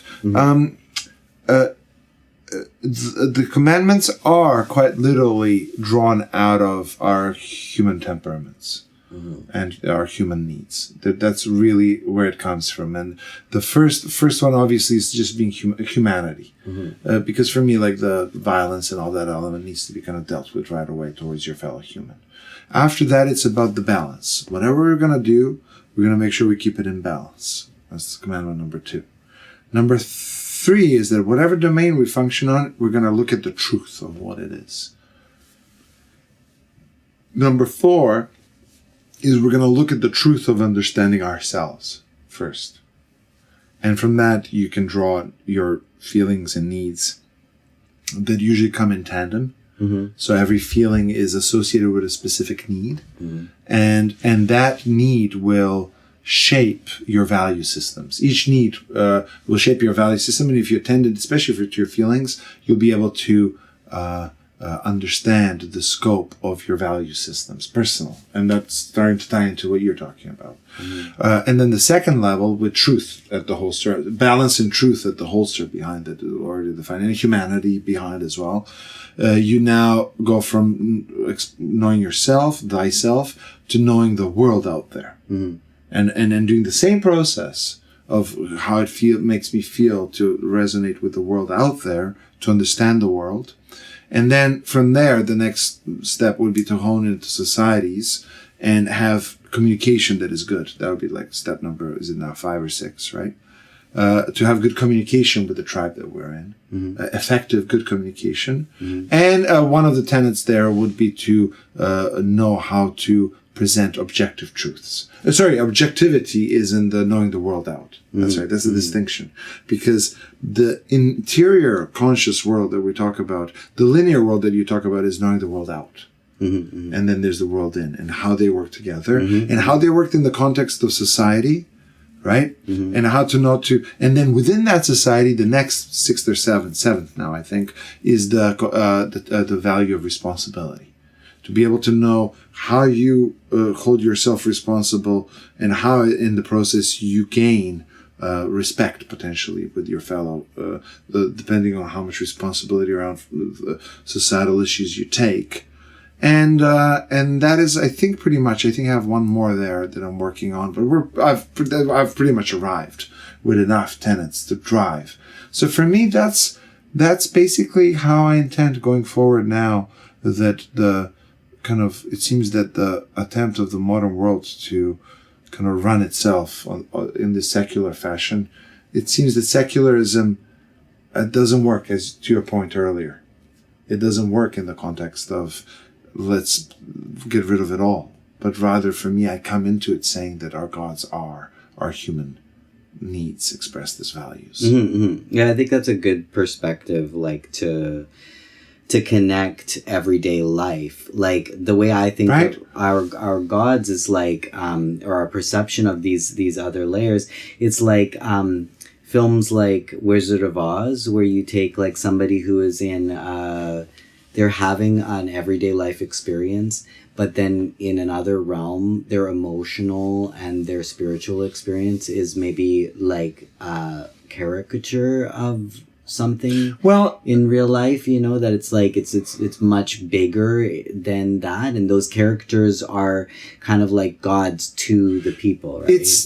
Those are our different personalities. Each one of that god is in us, and it's a question of how far the god is expressed. It's funny, I always think of funnily, totally outside of the scope of tradition, the series and movie Sex in the City. Mm-hmm. I always thought that the 3 characters they had in that was an expression of 3 personalities of an average or just a woman, as we would know. Mm-hmm. Like there's the element of Charlotte, who wants to just get married and have family and experience the need, mm-hmm. or drive the need home of kin. Right? Mm-hmm. And care and all that.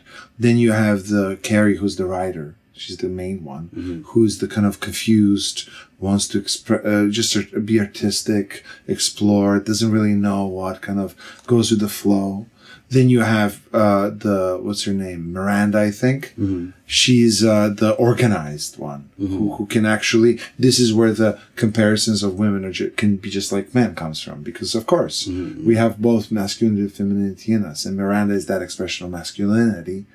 And then you have Samantha, of course, at the end, like the slut, mm-hmm. which is ironically, it's almost like if you were to imagine a woman who has all those 4 traits, that who enjoys to express each one of those in their own respective fields, would almost be kind of like a very prolific woman, except in here you have to express each one of those women as a separate character. But I think in general, humanity, this is the point, is layered.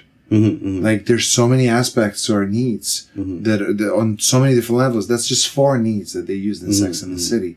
But I would say there's probably at least 20 dominant needs that need attending, which is you're back to your polytheism. That's my polytheism. That's my point. That's my yeah. You know what I'm there's a direction of this conversation that I want to put out on the table, and that is this sort of like difference between wanting, say, an experience or an opinion to be right versus the truth of all being totally different. So for example, I would love to be right about all of the stories I tell myself, all of the opinions that I have. And in this conversation, I notice, just like monotheism, that locks my energy into not being able to allow in the poly. So I'm noticing like constriction inside of myself because I'm very wrapped up in my own opinions and explorations, right? And that would be very, as we all are. Okay. So then that's happening. But what I'm realizing is that the truth includes that tension. It has so to. The truth is bigger than my own need or desire to be right about anything. Right? Yeah, which is accepting that we ultimately don't really have the control either, to some degree. Like, right? Or, I don't know. I see it as we're always wrapped up in chaos. Chaos is always influencing us. I think that back to the point earlier, this might tie in, is that I think what you're proposing really, truly is that we may be able to, sure, have plans to do this or that or the other. A reductionist kind of secular person would say, apart from me having my plan to do something, the world otherwise is just chaos, complete chaos.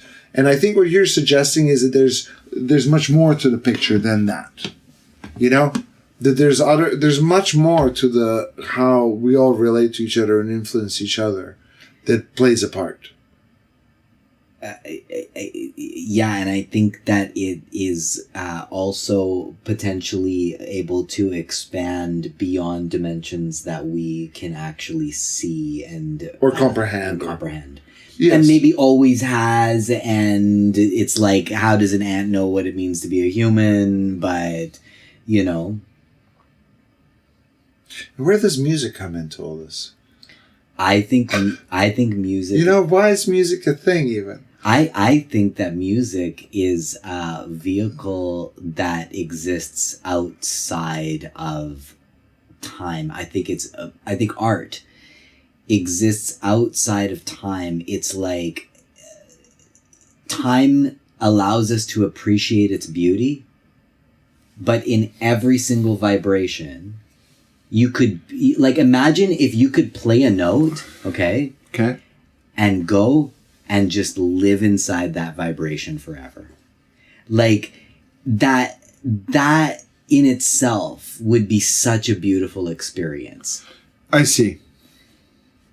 And that the music comes from a place, the art comes from a place that is not based in time. Why do humans do this? What?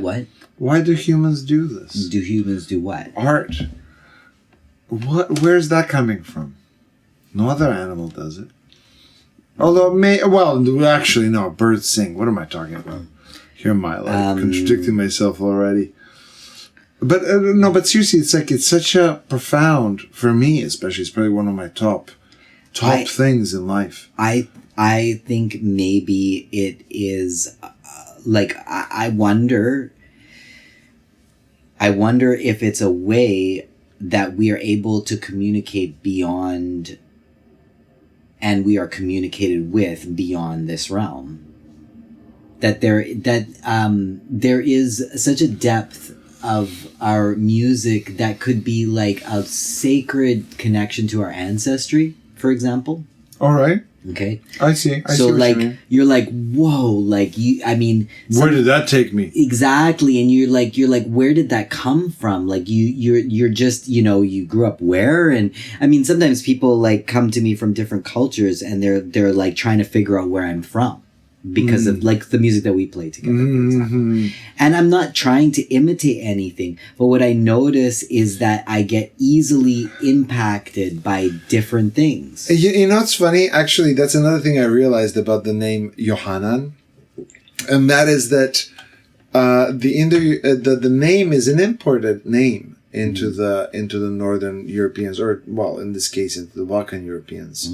So I consider myself a person who's genetically seems from north, yet down south is where my name and this whole imposed almost religious spiritual world that has been kind of put onto me, which is in itself, and this is pretty much true for most people, of how diverse we are from north to south and from east to west. Like we're so connected on these levels. This is why for me I speak on that realm, if you want to call it. That's the domain that I want to speak to, which is the domain of all of us being beyond Abrahamics even. We're all back to our human ways rather than whatever they, as you said, constantly keep expressing themselves in the real world, linear world as. But rather, if we stay in the moment, attentive to our humanities at all times, it's almost like, it's incredible how much intuitively you can know what to do if you just listen to your heart. I've been experimenting with lately with oracle cards. Okay. And I love how it's like that. Like you can get all of the different needs and personalities in all of it, right? That's what it is. But the thing that's interesting about it is that it never ceases to amaze me that the right cards are picked for every situation. I've had those experiences before. Yeah, of course. But also it comes from a place that I'm coming with absolutely no doubt and full faith. Like I go in knowing that I'm gonna get. Like I don't go in with. Again, I'm not skeptical. Right? Again, of course, the way I would again frame this is that you're using the tarot cards to connect to the different gods, to different values, as presented in the but I'm telling you, it's like it's yes, and then also the question of, am I those gods or are we those gods? We are. This is where I'm going with it. I'm starting to really more and more believe that. Like for example, I almost take I work from the reductionist linear world because that's ultimately all we can really grasp. Well, and that's how we can connect with my experience and your experience. And I want to live a pragmatic life. My interest is not just to talk about random stuff. I wanted to make a direct impact in my life as a result as well. So that's why I need to draw it out of that as well. But ultimately, it really draws itself directly out of the humanity, really. But then I have another thought. What were you just talking about? Well, let me finish I want to tell the story. So the thing that happened today that was really interesting was that I was making a tea and I was doing a big spiritual process with this particular thing that I was making. Okay. And that spiritual process has been a process of unlocking aspects of the maternal lineage in my family. Okay.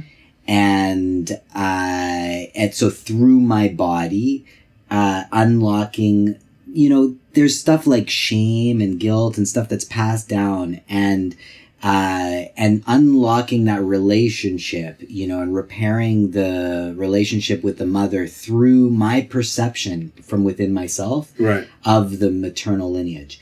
And I mean, I'm in a course that I'm taking that's specifically for women, but for me, it's helping me like realign my perception of the feminine within myself. Yeah, great. So I'm doing like these prayers with this thing, and I'm singing in my parents' home, like kind of taken by the spirit type of singing, like where it's just like they're not going for a tune or anything. It's just like the energy it just goes to where it goes. Okay.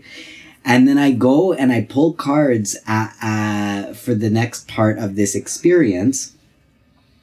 And I shit you not, my mother's name is not a common name and doesn't like show up in a lot of books. Get out of here, Pop. And it literally says on the card that I pulled, and a cat named Sylvie purrs so loudly you could hear her singing. And I'm like, so I never saw this card in this book. But the thing is that this book has done this to me, not on one occasion. On another occasion, I pulled a card. It talked about me falling into a bog. I fell into a bog. Like not soon before or after. Wow. Even in the same card pull, there's from. What are these cards? I can't even. Even in the same card pull as the one with Sylvie, okay? My mom comes in and there's a stain on the ground that's from like I don't even know how to explain it to her because we're just operate in different ways. Okay. But like it's from me doing my spiritual stuff and the changes, and sometimes there's goofy things that happen and shit spilled all over the place, okay? And in one of the cards, it talks about egg being spilt all over the floor. Like, just like the amount of alignments, that it sort of makes you think, what is actually creating this in the first place? And is it linear? And, or is it... Yeah, so it's like there's a lot of questions and not a lot of answers. You made me remember what I was going to say is that I like to ride off of the pragmatic linear world, physical world, and then push my limits into the other world. Okay, so with that, okay, you have a big cluster of people that listen to a song or read a book, say the Bible. Okay. Have a certain feelings around it, and that collection of consciousness creates a certain dynamic. That's okay. Right. Now you have oracle cards, and you have the few people who believe that it does these magical things, and they're all having faith. Just like you said, you walked into downstairs. Exactly. And shifted your consciousness. Exactly. When you step into that world, yes, it takes you in a direction. Exactly. Okay, so here's my. Okay, great. That's where I'm coming at. Okay, great. One way of reductionistically framing it that I've done before, and again, I think this really speaks to these things having evolved in and around human temperaments for eons. That they co-evolved. Just like Daniel Dennett always used to say, the boat that doesn't come back will just be the better boat. You don't have to know how to build boats. You don't need to know how mathematics or anything works, like, floating, any of design features. You just have to create different kinds of boats and send them off. The ones that come back are the ones that are the right one. And it'll shape itself. It'll shape eventually be just the perfect boat. Because any other boat that doesn't work as well will never come back. Right? So, off of that frame, I've come to understand, not always, I've come to understand that, for example, I might have talked about this in one of my previous things. I don't know if it might have been one of my videos that I recorded for the book, but the 12s. How many does the Chinese New Year have? Was it? I think it's 12. Also, it's a cycle of 12, but they go per year. And what I've also found out is that even when we decided to have a child, my counterpart, she having Asian background and heritage, let's call it, but took it pretty seriously around which year to have the child. It was even though Chinese celebrated, it's actually bigger than China. It's actually throughout the entire Asian world, and each animal represents a specific human thing. Yeah, it's like a dynamic. Right? So, for example, a pig will mean prosperity. I don't know, rooster will mean So what is your child's... I think she might be pig. I can't... I'm so bad with She's going to be rich. So anyways, big fat cat. Right, but here's how I see it. Not necessarily according to my framing, and here's why. Okay, why? And that is because I think what they do with this is... I really see us, as I always say, as a cocktail of hormones. All of us are a cocktail of hormones and a cocktail of temperaments and needs and a cocktail of femininity and masculinity. Okay? And what happens is each one of us will be dealt a specific card with each one of these deck of cards. Meaning a card in a way of how strongly expressed each one of these tarot cards, if you will, are expressed inside of you. Right? And the reason why, pragmatically speaking, now when you have millions of people to deal with, because we have to also understand these frameworks having to function within the context of humans, not only within tribal systems, but rather within large societal systems, and still through evolution survive as cultural entities and function well with them. And I think the way it works is, in these contexts, is that you have 12 personality traits that have evolved, just like Dennett's boats would have evolved, right? Like whichever religious angle they took didn't survive because the trait wasn't strong enough. Because our needs and traits are the ocean that the boats are sent into. They'll test the premise. Got it. Okay, and as a result, we have now 12 things to choose from. And the reason why they put the focus on it is that they know that out of a million people, 1/12 of them will actually be born with a very predominantly exposed trait to just go out there and make some money if they're born in pig, right? So if the little one happens to be born in the year where her temperament, she's born with the temperament of that one dominant, then the system will reward her more than it would reward if she was with another temperament, but just on the wrong year. Okay. So it's a bit of a cutthroat process in my mind. This is making this what you're talking about, because you almost think of it from the religious kind of walls thing that you were saying. What they're doing with in the Chinese, or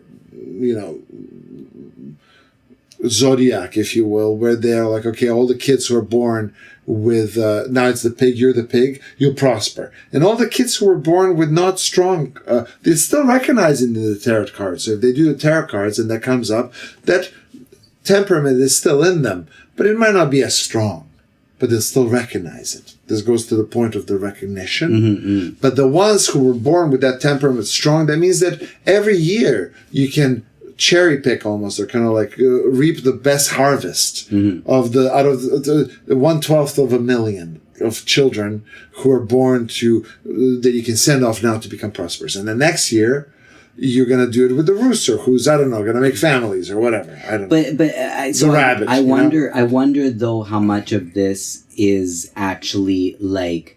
I think it self-evolves, just like the boat, Dennett's boat.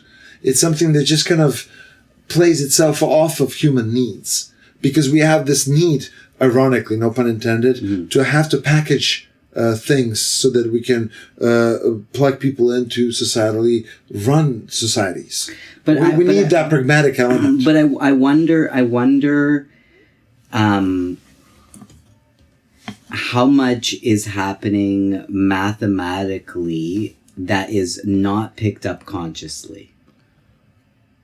A whole bunch. I think that this is what I'm trying to say. I think much of it is really tinkering. It's trial and error. But it just evolved itself like that. So as a result, the tarot cards come from millennia worth of different. But even I'm not even talking about tarot cards. Oh, this is not even necessarily something that somebody set up from some old stuff. It's like, yeah, I know, yeah. It's literally like you could create. Sometimes the universe just gives you the lesson directly. Is that what you're saying? Through circumstances. I'm like, I'm saying that I think that you can create something and you can connect consciousness to it just like you create the room downstairs. Okay? And I feel the presence, right? Yes. Okay? And that the more that you have like exponential faith in that experience, say five more people come over. Yeah. And they're like, I feel it too. Well, even if nobody said anything, it's like suddenly that room means more to more consciousness. Right? and the claim here would be that if you have something like a tarot card, that would be embedded in the same way into the very existence of it. Tarot. So from that angle, you can call it a vibration, even though it's a sitting thing that has like some symbols on it. Mm-hmm. This is the tree. Back to the tree in the forest. This is like a sophisticated interpretation or version of if a tree falls in the forest, will anyone hear it? For me, is that a symbolism that we've created that has become very sophisticated. The tree that fell in the forest that you didn't see, hear, or anything. Yeah. It exists in a state of truth that doesn't care about your objective or your subjective experience. But if you're there, you will hear the sound. Just like if you see the tarot cards, it's going to trigger that that realm. Yes. Okay, Okay, very good. Yeah. Yeah, very good. But I also think that the more I work with, say, the oracle cards, the more I become connected as if it was my consciousness that was being projected. So the other way, or it feels like it's the other way around. So the cards are becoming more obvious to my notion, where it's like, because you're working with them in almost in a way. You're going with the flow. Yeah, like a magician would work with cards and have a better sense outside of their perception, right? Yeah. So I would say that at the point that I'm sort of going like, oh, that's the card. I know it not because I would have known it in any other way other than that I'm projecting my consciousness. Yeah, can I comment on this? I also need to bring into the picture the concept of ever-evolving processes, because notice when you said that the tree fell. Yeah. Well, if the tree is falling, it's not going to fall again, but it will, won't it? Because trees keep coming. There's a cycle. So as a result, the concept of this is that you will be coming back to this and re-experiencing it over and over again, right? And that's how the whole thing is built. Yeah. It's the habit itself creates itself in a way. That's how it builds itself. So I just wanted to point that out, is that it's not just about some concept of a tree falling, but there is a vibration that regularly in the forest gets created, and throughout again eons, the different. It's quite fascinating. I can't speak for the rest of life or rest of universal entities around us, but I can pretty much. I find it absolutely fascinating that we can sit here and actually agree on the fact that we can not only perceive it, but actually agree on or communicate and agree on the fact that we can do it, which is yet another level of existence. Not just the fact that you can have consciousness, but that you can live in a world where you're able to communicate with the other side, to agree on it, to such incredible detail. Like our languages are just amazing. Like I sometimes wonder about whales, because I remember Captain Watson once wrote a big thing about how whales had another cortex, like an extra cortex. That was like way more complex than our own, and they had we are 50 to 20K. Well, by the time you're like probably 40, it's like 10K. You're talking about frequencies, right? Yeah. It just goes down, right? But like whales go to 120K. They have a whole world. Speaking of vibrations, yeah, they have a whole world that we can't even relate to of these Yeah, and for me, the way I see it is that I always bring it home now. I have realized that it serves humanity much better to bring it home to one's own direct experience and one's own, consciousness, one's own attention to one's own needs to derive one's own values, rather than to kind of go with any script almost out there written. Although I won't, like a lot of people will give the pledges to modern day science, which I think there's a lot to say to that. I think it's a very reliable method of observing the physical world. And I think this is where the mistake people make when they succumb themselves so much to that world of observing the physical world of science. They try to turn the science on to the self. And I think that just doesn't work like that there. Well, it just doesn't. I think that science, like you're saying, does a good job at explaining and differentiating in the physical world. And I think that it's the same thing as the religious stuff. Yeah. Where very good. If you want to actually experience what it is that is greater about it, you have to not look at I have never talked about this, but I had this other kind of little side thought that is very, very relevant to this. And that is, if I want to tell you on a scientific level, empirical is scientific, is technically equivalent. If I want to tell you that a bunch of crows above my house fly every day, right? What I would do is I would go out there and just plump you, on the terrace and say, look, there's crows flying today. Then we meet the next day and then you see them again. And then I convince you that there's crows flying outside. Okay. If I want to show you what it feels like to be sad, empirically, I need to put you in the state of sadness. So notice how the watching of the birds is more kind of like a cognitive. It's very easy, quantitative. Quantitative. Yeah. But science works just as well in the context of. But people don't think of it that way usually, and that is that if you really want to know how I feel, I need to put you somehow into the state of mind, your state of mind into a state of mind, so that you can relate to that internal subjective experience of what I'm trying to refer to.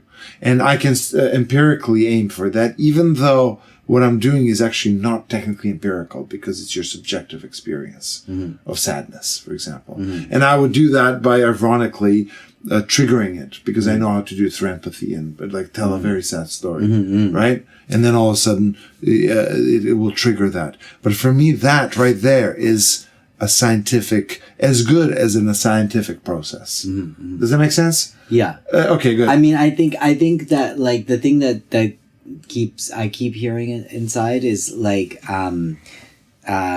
to connect the other layer of science that can really be only experimented on from within, and that connects us to the spirituality is sex and Kundalini energy. Oh, interesting. Okay. Wow. All right. Yeah. Yeah, it's good. Basically, for that is our internal ability to connect with all of experience. Interesting. Okay, keep going. Why do you think it's for the Kundalini? That's the deepest one. Because you could. Well, so you want to experience the energy realm inside of all possibility. I was meant for me, sexual energy would be yet again another need, whereas the need to cry would be another domain, cognitive domain. Yeah, but you've never had something inside the body that was activated by sexual energy that was I need to cry. Oh, I see. Okay, because it's such a... Okay. the element of like creating like almost like a vulnerable element for the body. I think it's beyond vulnerability.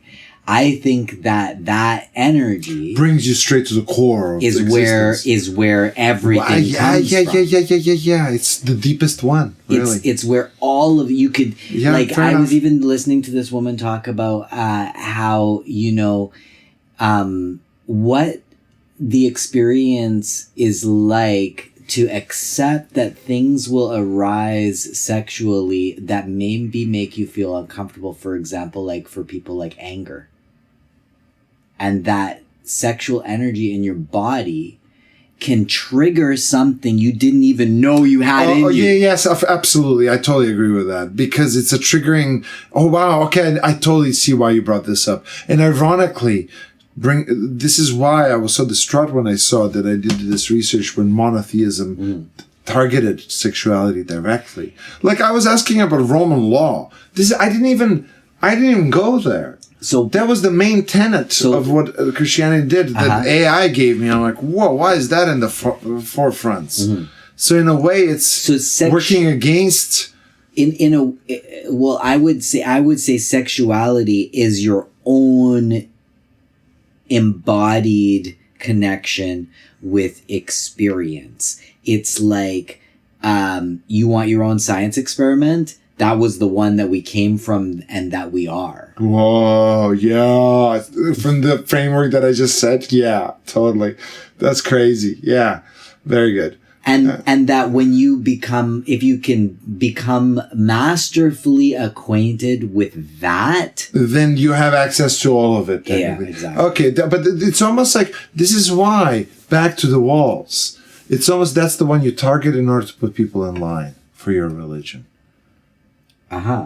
Right? So you could see how taking the sexuality out of makes you the obedient bot. Exactly. Right? And this is why, again, like, I don't need to name it as polytheistic pagan stuff because that was 2,000, 3,000 years ago. We're in the modern world. And for me, I'm really, honestly, truly wanting to create an entity, a spiritual functioning entity that attends to humanity through a set of values and almost commandments that are not only equally as good as whatever you can find in holy books, but actually even better because it's served its purpose from cherry picking from all of them and creating something as the best version. The only thing that I would say is like to be cautious because of how easy it is for us to project what we want because the way that we want things, like for example, okay, the first commandment that you gave was with respect to peace, right? Right. And we want peace. Right. But also how peace emerges may not necessarily be the way that we expect it. Listen, that was two of them. That one and another one are the only two ones that I actually derived out of Abrahamic commandments. Right. Because that's one of the commandments. Because I listened to George Carlin narrow down 10 commandments to 2. Yeah. I don't know if you ever heard that one. And one of them is thou shalt not kill, brackets, unless they pray to a different God than you, which is your point. But see, my point is, like, for example, something that I learned that I think is very helpful in terms of understanding or rather understanding the realm that we're in is like how the Hindu deities encompass both what one would consider good and evil in one deity. Okay. That you have like the destroyer that is in fact doing a service. How possible? Because it's in the same package. Because it is so much higher than our own perception of what it means for the way that things are. Right. Actually, funny you mentioned that because I had this. I have this East Indian friend who is actually from the Sikh tribe, and I didn't know this, but like something like 99% of India is Hindu, and a very small is Sikh. But something like 99% or a huge percentage of people who immigrate to Canada are Sikhs. not Hindus. I did not know that. But I did not know also that the reason why Sikhs are not...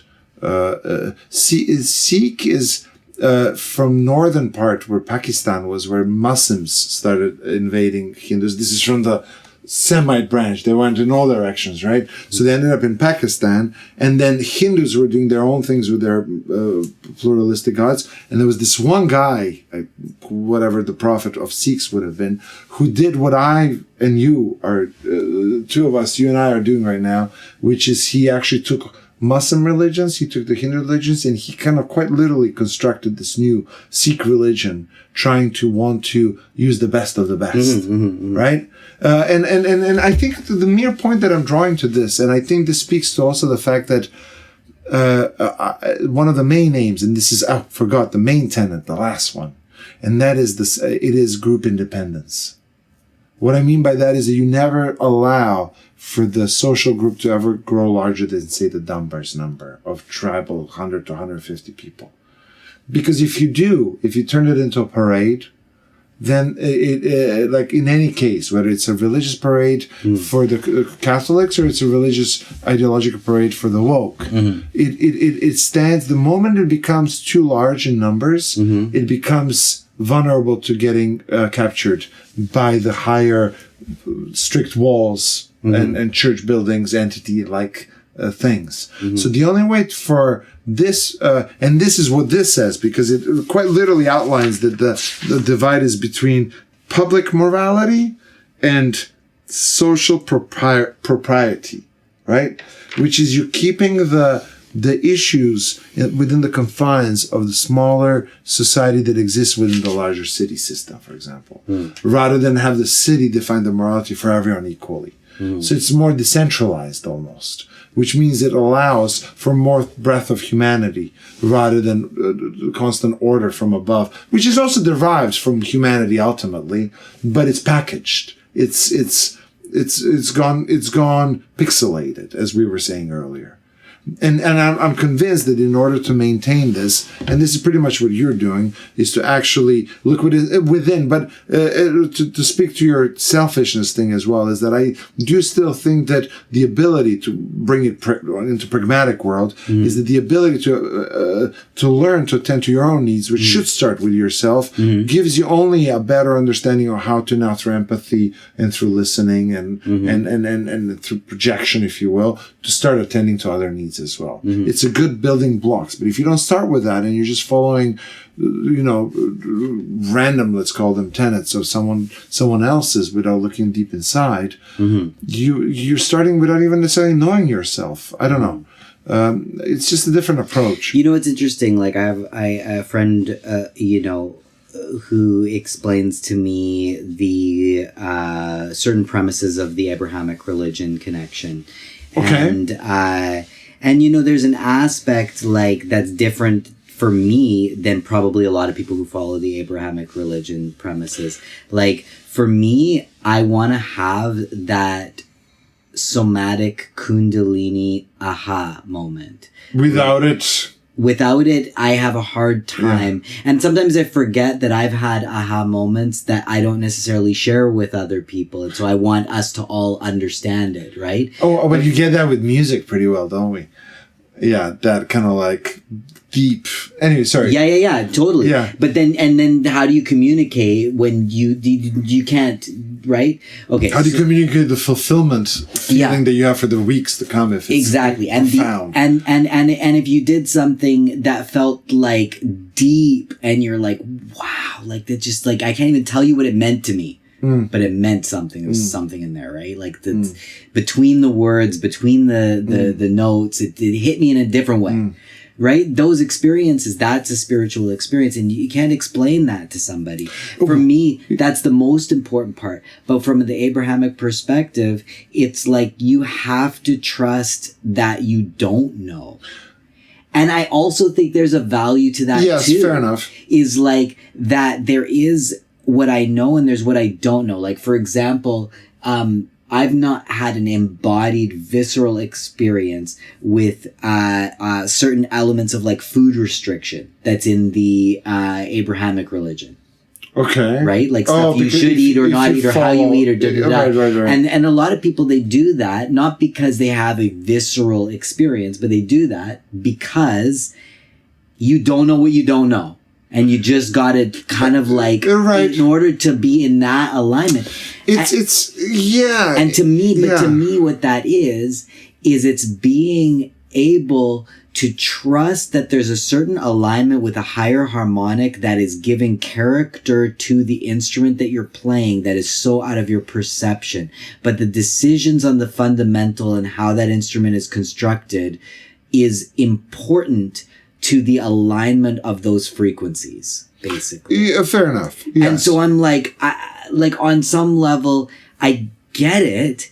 And then I also see, for example... So that's why, that's why I would say it's important to create the balance between the two.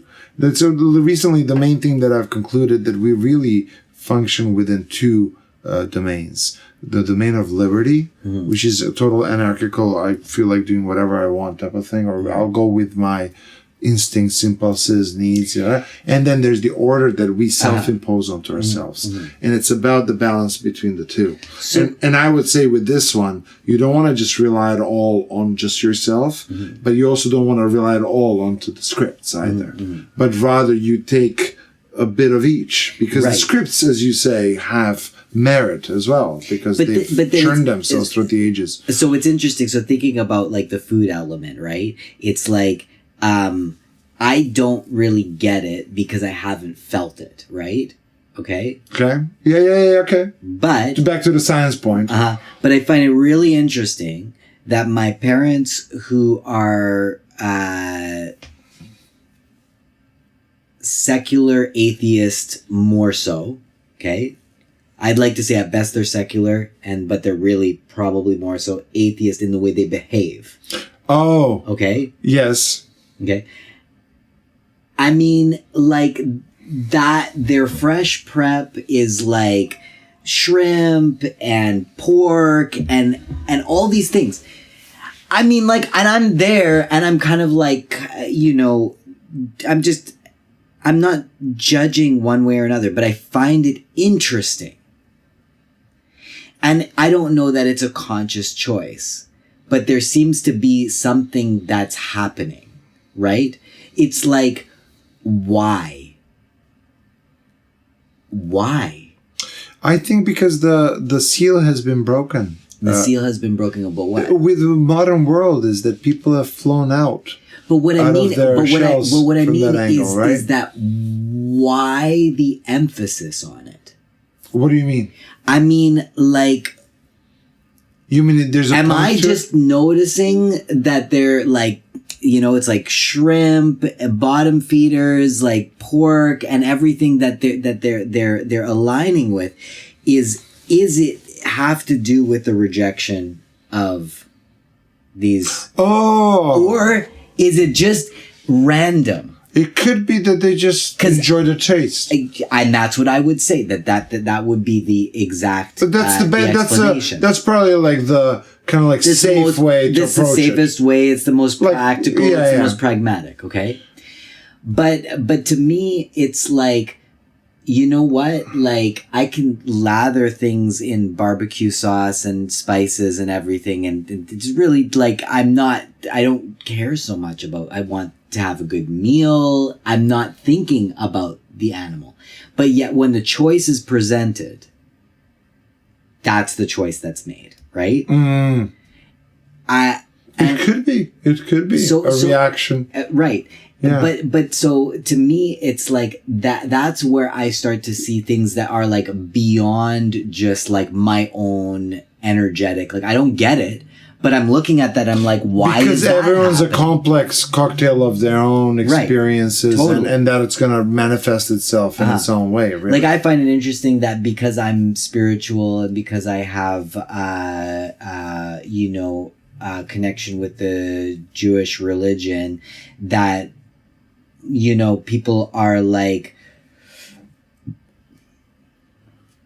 they already assume that I eat a particular way. Oh, right. Of course. Well, the Orthodox in my domain will assume that I'm fasting for 40 days before Christmas, and then when everyone goes down to the church, everyone's going to eat the krofnas, whatever, Right. and then drink the shlivovica. For some reason, the hard liquor is just part of the religious experience. So then when you have all that projection, right? Yeah. Okay. And everything, and then you're like, that's not me. Right? And then you do the opposite stuff, right? This is why I claim, again, this is where I'm trying to go, is that I think that ultimately we're better served, I think, ultimately. My conviction is that we're better served if we open the Asian Chinese calendar with all the different animals and give ourselves or accept ourselves into each one of those entities to some degree, rather than choose just one. Meaning that you want to give yourself the full breadth of the experience rather than restrict yourself just to one. That's how I see it. You know, because you're attending, and then you have to do that with others as well. Otherwise, I think because this is another paradox, if you will, and not paradox, but kind of like, it's two systems. One system has to be understood as a system of what our realm is when we approach people from the context of we're within this tribe where we allow each other to have different experiences, versus when we connect with people under the realm of the imposed structures from scripts that have been already pre-written for us. It's two completely different spiritual experiences. When you're talking about, though, like the different zodiac signs, and that we're all expressions and different balances. Yeah, find the one that is yours, rather than be assigned. That's one that is yours. Yeah, but I also I do have a sense that there's more to it. Yeah, that it's not random. Right. That I gotta tell you, once I was hanging out with this one girl who decided to, off the internet, be like, give me she asked for a lot of details, your birth date, give me your moon, where the moon was, where and she went and plugged it all in, and she read for about, I remember she reading about my family. There's a whole bunch of like different directions, and I gotta tell you, she nailed I was horrified by how precise it was in terms of direct family dynamics that were playing out. So I definitely feel like, I mean, and there's no mistake the timing that things happen, even on a global events level. Like, so it's not like we're like just playing with that on the sort of like peasant level, so to speak. It's like every level seems to be engaging in some kind of a meaningful way with alignments of time. Okay? So there's something around alignments of time, for sure. But the thing that came to me when we were talking about the zodiac signs is a sense that really our purpose comes into contact with our need to be a part of the balance created here. I'm all on board with that. And that would give way to those different archetypical balances, is because you see who you are in relationship to other people. This is why I find it to be a bit of a mistake to try to pigeonhole everyone into a specific ideological view. You know what I mean? This is why I think opening up the breadth of expression for people to realize it. Yes, but I think that we have to be discerning about the scale at which we go for, because we're just so as significant we're also just a little butterfly. Is that what you mean? Well, I mean, if you go to that scale, you have no power. Because you're just a really small entity of the big system. But if you have to somehow work as well within the system and know how to work with it. Mm-hmm. Like, I think for me personally, I don't think it's relevant, or at least I feel it's not productive, let's say. Okay. To see the metric of how many people are in the world and assume that they're all completely separate, individuated entities. Because we're always doing push and pulls around each other constantly, right? Energetically. So to be like, oh my gosh, in order to change the world, I need to convince 8 billion individual. Like, forget about it. That scope is like, okay, there's 8 billion deities. Yeah, but try. No, hang on. But I can flip that on its head, saying that that is precisely what a religious thing would do when they're trying to teach 8 billion people the same thing. Is do what? To try to normalize one thing across board. Right. Rather than allow. But see, now this is the thing, is I believe that you get to create your own picture. And how you that goes with what I've been kind of, but it has to be not strict. There has to be some balance between not full reign, just to be whatever, but rather to watch also the way spirituality has evolved and what they have to teach us as well, because it's not all just. Although again, like this thing really threw me off, because I'm trying to think of where good human interactions and relations can be built up. And I realized that has happened before the Abrahamics ever reached the shores of Europe. Europe was actually quite, in fact, ironically, I was saying that the branch, this is one little interesting tidbit about the word Aryan.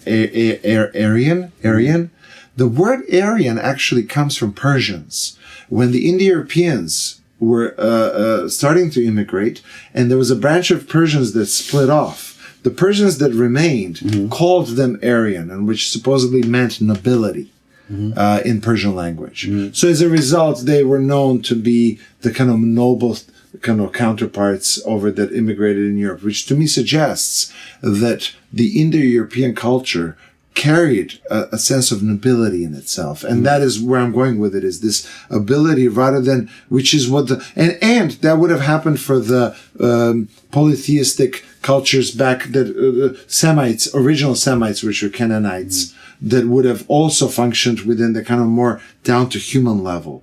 And this is where I feel that the emergence of this monotheistic thing that just occupied pretty much the whole world might have done, I'm not sure how much of a service it did to the polytheistic cultures before, that seem to have been very noble.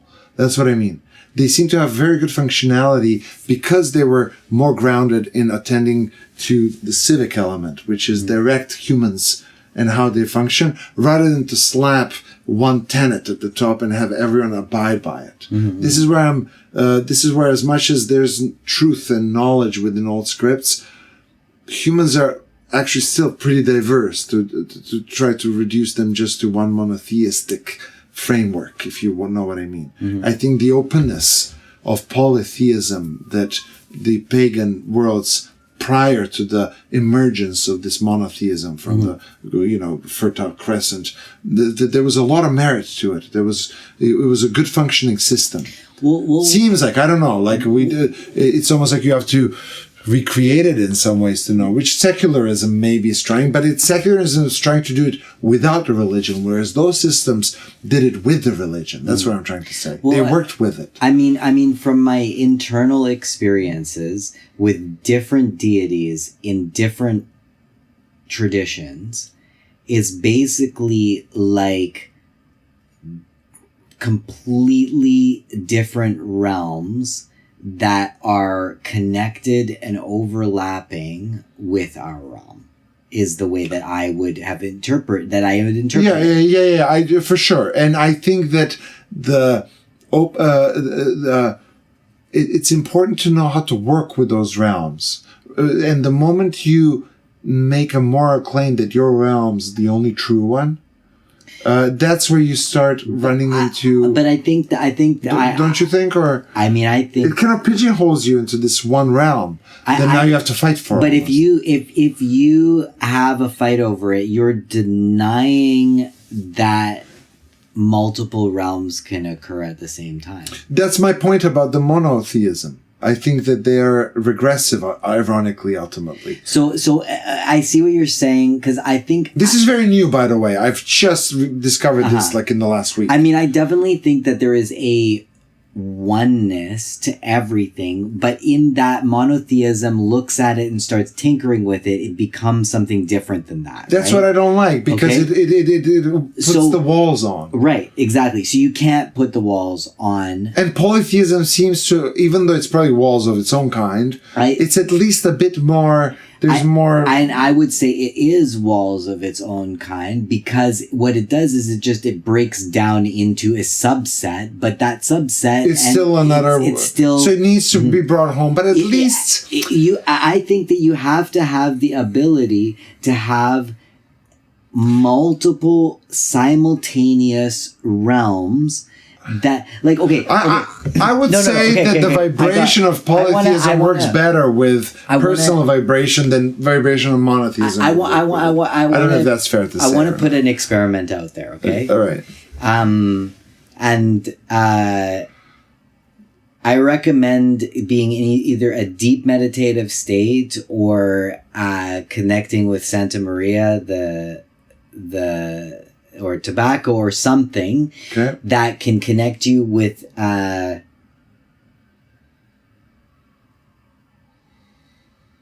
state of deeper meditation. Okay, so whatever works for you to go there, and then to listen to everything and consider everything that you hear with eyes closed as having possible different sources. So, like,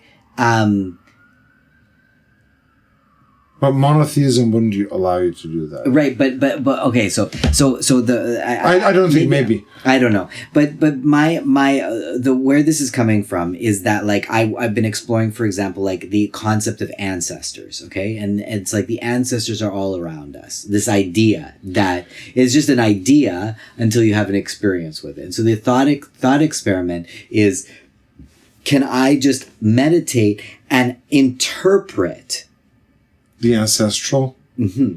So basically, like, so it is. Yes, I think. And when I'm doing that, where do you go? What kind of places does it take? So I was lying in a field and I was listening, and there was somebody who was working in the kitchen. Okay. And if I sort of like take my mind to a space where maybe there's someone who's working in the kitchen, or maybe I'm hearing other sounds, and where are those sounds coming from? And I could invent reasons for those sounds to exist. I could invent reasons that those sounds were somehow helping me clear something. Okay. And then I was starting to have the feeling that it was happening.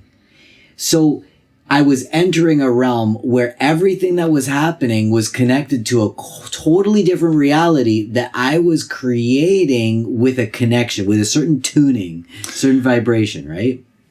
And that, to me, is where it's like everything could be happening in multiple realms, and that, say, one sound is not just here, but it's actually harmonically in many different realms and is connected to many different things that are completely synchronous. Fair enough. Yeah, I can see that. As a sort of like practice of incorporating more than just the realm that you're in. I remember one time I went to this thing at the, what's this place that, it was over in Chinatown area. It was called the China something. It's a small room of you climb. China Cloud? Yeah, thank you. China Cloud.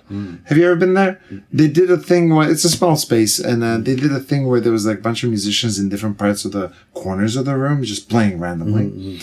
And then there was an artist on the stage who was just presented with a bunch of paper, a bunch of tape, and random kind of props and shapes of different, geometric shapes. And this person, so I remember taking a toke that night. And I remember really stepping into a zone, let's call it. And the person was, and it was an entire stage, and the guy just was like, just would take a tape and would just start rapping, and then just creating like kind of almost random, like it was totally like off the cuff, like anything goes step up. So he was, and I remember sitting there and watching while music was kind of going around. And it was like, first I saw, wow, like there was he created this kind of contour of a woman, like, in a dress. And then there was this, suit almost with a tie on the other side. And I said, wow, like, So I phone, took a picture, okay, and then he kind of like started twisting that and turned the whole thing into like a house. It looked house with a chimney and a door, and take a picture. Wow, this blowing my mind. And then he just destroyed everything at the end, I think. It was just totally all to chaos, And the next day I looked at the pictures and there was none of that in the pictures. It was all constructed. Because the guy, You were constructing the entire thing. Yeah. I know exactly. Right? Because from his perspective, he doesn't know what I'm seeing at all. He's just He's just building, and I think that remind me of what you were just saying is that as much as the universe is shaping us, a lot of it we shape as we see. And this is why it's important to be aware, I think, of our own selves, so that we know how we shape our perceptions, because it's all projection ultimately. Yeah, exactly what you're describing. I was deep, just like you were having a deep experience there. And the way the light was hitting a blanket that was just set up with the folds in such a way. That's perfect. Was basically like creating a scene that looked like a mother and a father. And then when I looked closer at the particular character, it was like a hand going around a moon with a peace sign and a face, basically. But then, there you have it. The thing is that the layers under. And what I got from that experience, because you can't really see it. Like you said, the next day you can't really see it. But when you're in that state of mind and you're perceiving something, it becomes so real, right?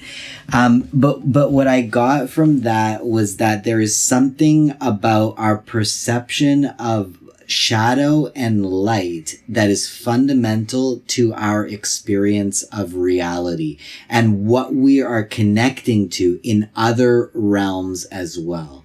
That our interpretation is actually more so, our interpretation is connected to truth. So that's a tough one, because it's like, well, subjective, is that true or not? But yet, that's why I put it truth before know thyself and know the world. It's before, because truth in both worlds, for sure. Well, so but are you on the right track? Is the question? But true, yeah. So totally. Like yeah. So there was something in that was like, okay, so you're looking at this tape and everything, right? The truth is something that you interpreted in that moment. Yeah. It's funny because it goes both ways. Like, for example, I'm bringing it back to what you said when you walked in tonight, because I think the way this has to be understood is that we will put intention into it regardless, even if there is no intention. Yes. But if there is intention on the other side, then it speaks all that more. Yes. Right? Yes. Back to the way your space is, the way the tarot cards evolve, the way any script evolves. Yes. And that's why consciousnesses can be speaking to you through just mere symbolisms. Yeah. And it'll have to go hand in hand with you creating your perception regardless. And then how that plays off of somebody wanting to also communicate a perception directly. Yeah. I think we're running up on the third hour, man. Okay. Yeah. Awesome. What do you think? Should we slowly wrap it up, or do you have what else? What else do you have? No, we can wrap it up. I think I could keep going for a long time. Yeah. Thanks for doing this, because I've been working on this, and you were the perfect person to kind of go into this spiritual kind of quest of trying to, because for me it is about really truly about trying to make it pragmatic.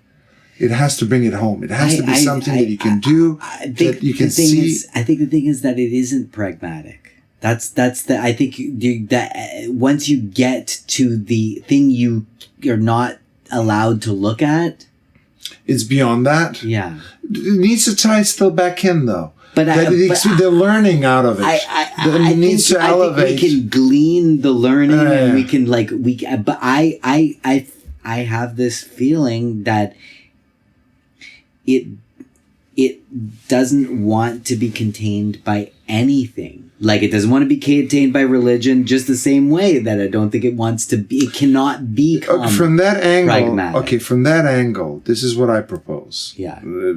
For my closing, and then you can close however you Okay, see fit. My closing, really, as somebody who's being called upon through my name. Yeah. Your name asks who the main God entity is, ironically. Yeah. Even though my name is speaking to monotheistic, quite literally. That's when it started. Our names are drawn from when it all started in the monotheistic world. I'm breaking out of that shell, personally, through my name. And by what I mean by that is that, personally, to me, it will rely itself on, you can honor the traditional scripts, you can honor, things that have come and gone, for sure. Yeah. Yet my personal quest is that within my understanding of spirituality, my quest is to recognize the gods within each of the people in my life independently. Okay. I got it. You see what I mean? I see what you mean. That's my polytheism. I see what you mean. I want to honor you for who you are, honor myself for who I am, because our quests are to develop, even though we're projecting all the time. Right. The quest is to find yourself in that projection. Right? And as a result, accept each other, because we will arrive at different places inevitably. Yeah. And that's technically what is becoming my religion. So far, I don't have really names to it, but that's how I've been functioning for quite a few years now. Mm-hmm. And it all stems from truly our humanity. Mm-hmm. And it's outside of the scripts, really. And those scripts speak to the same humanity. They're just taking their own life. Mm-hmm. But that's where I'm at with this. So in that reflection, what the image that came to me was, there is you and there is me. And we're sitting across from each other. Yeah. And God is on your breath, because the name of God is the breath. So every time you breathe into this, you become your own entity, and I become my own. And then our breaths somehow combine in the room and become something greater than just me or you. And that's what unifies. That's where. And because they come from different natures, the unifying factor is together. That's why you breathe into the candles. For birthdays, everyone helps. It's funny how the breath is summoned in. Same thing with the kiss with marriage. It's amazing how there's this unifying field that brings the two. It's funny, the breath. I like that. The breath is very important. Yeah. Like it is our connecting point between us and everything. Hey, let's finish it on an om. Let's finish it on an om. Okay. Deep breath.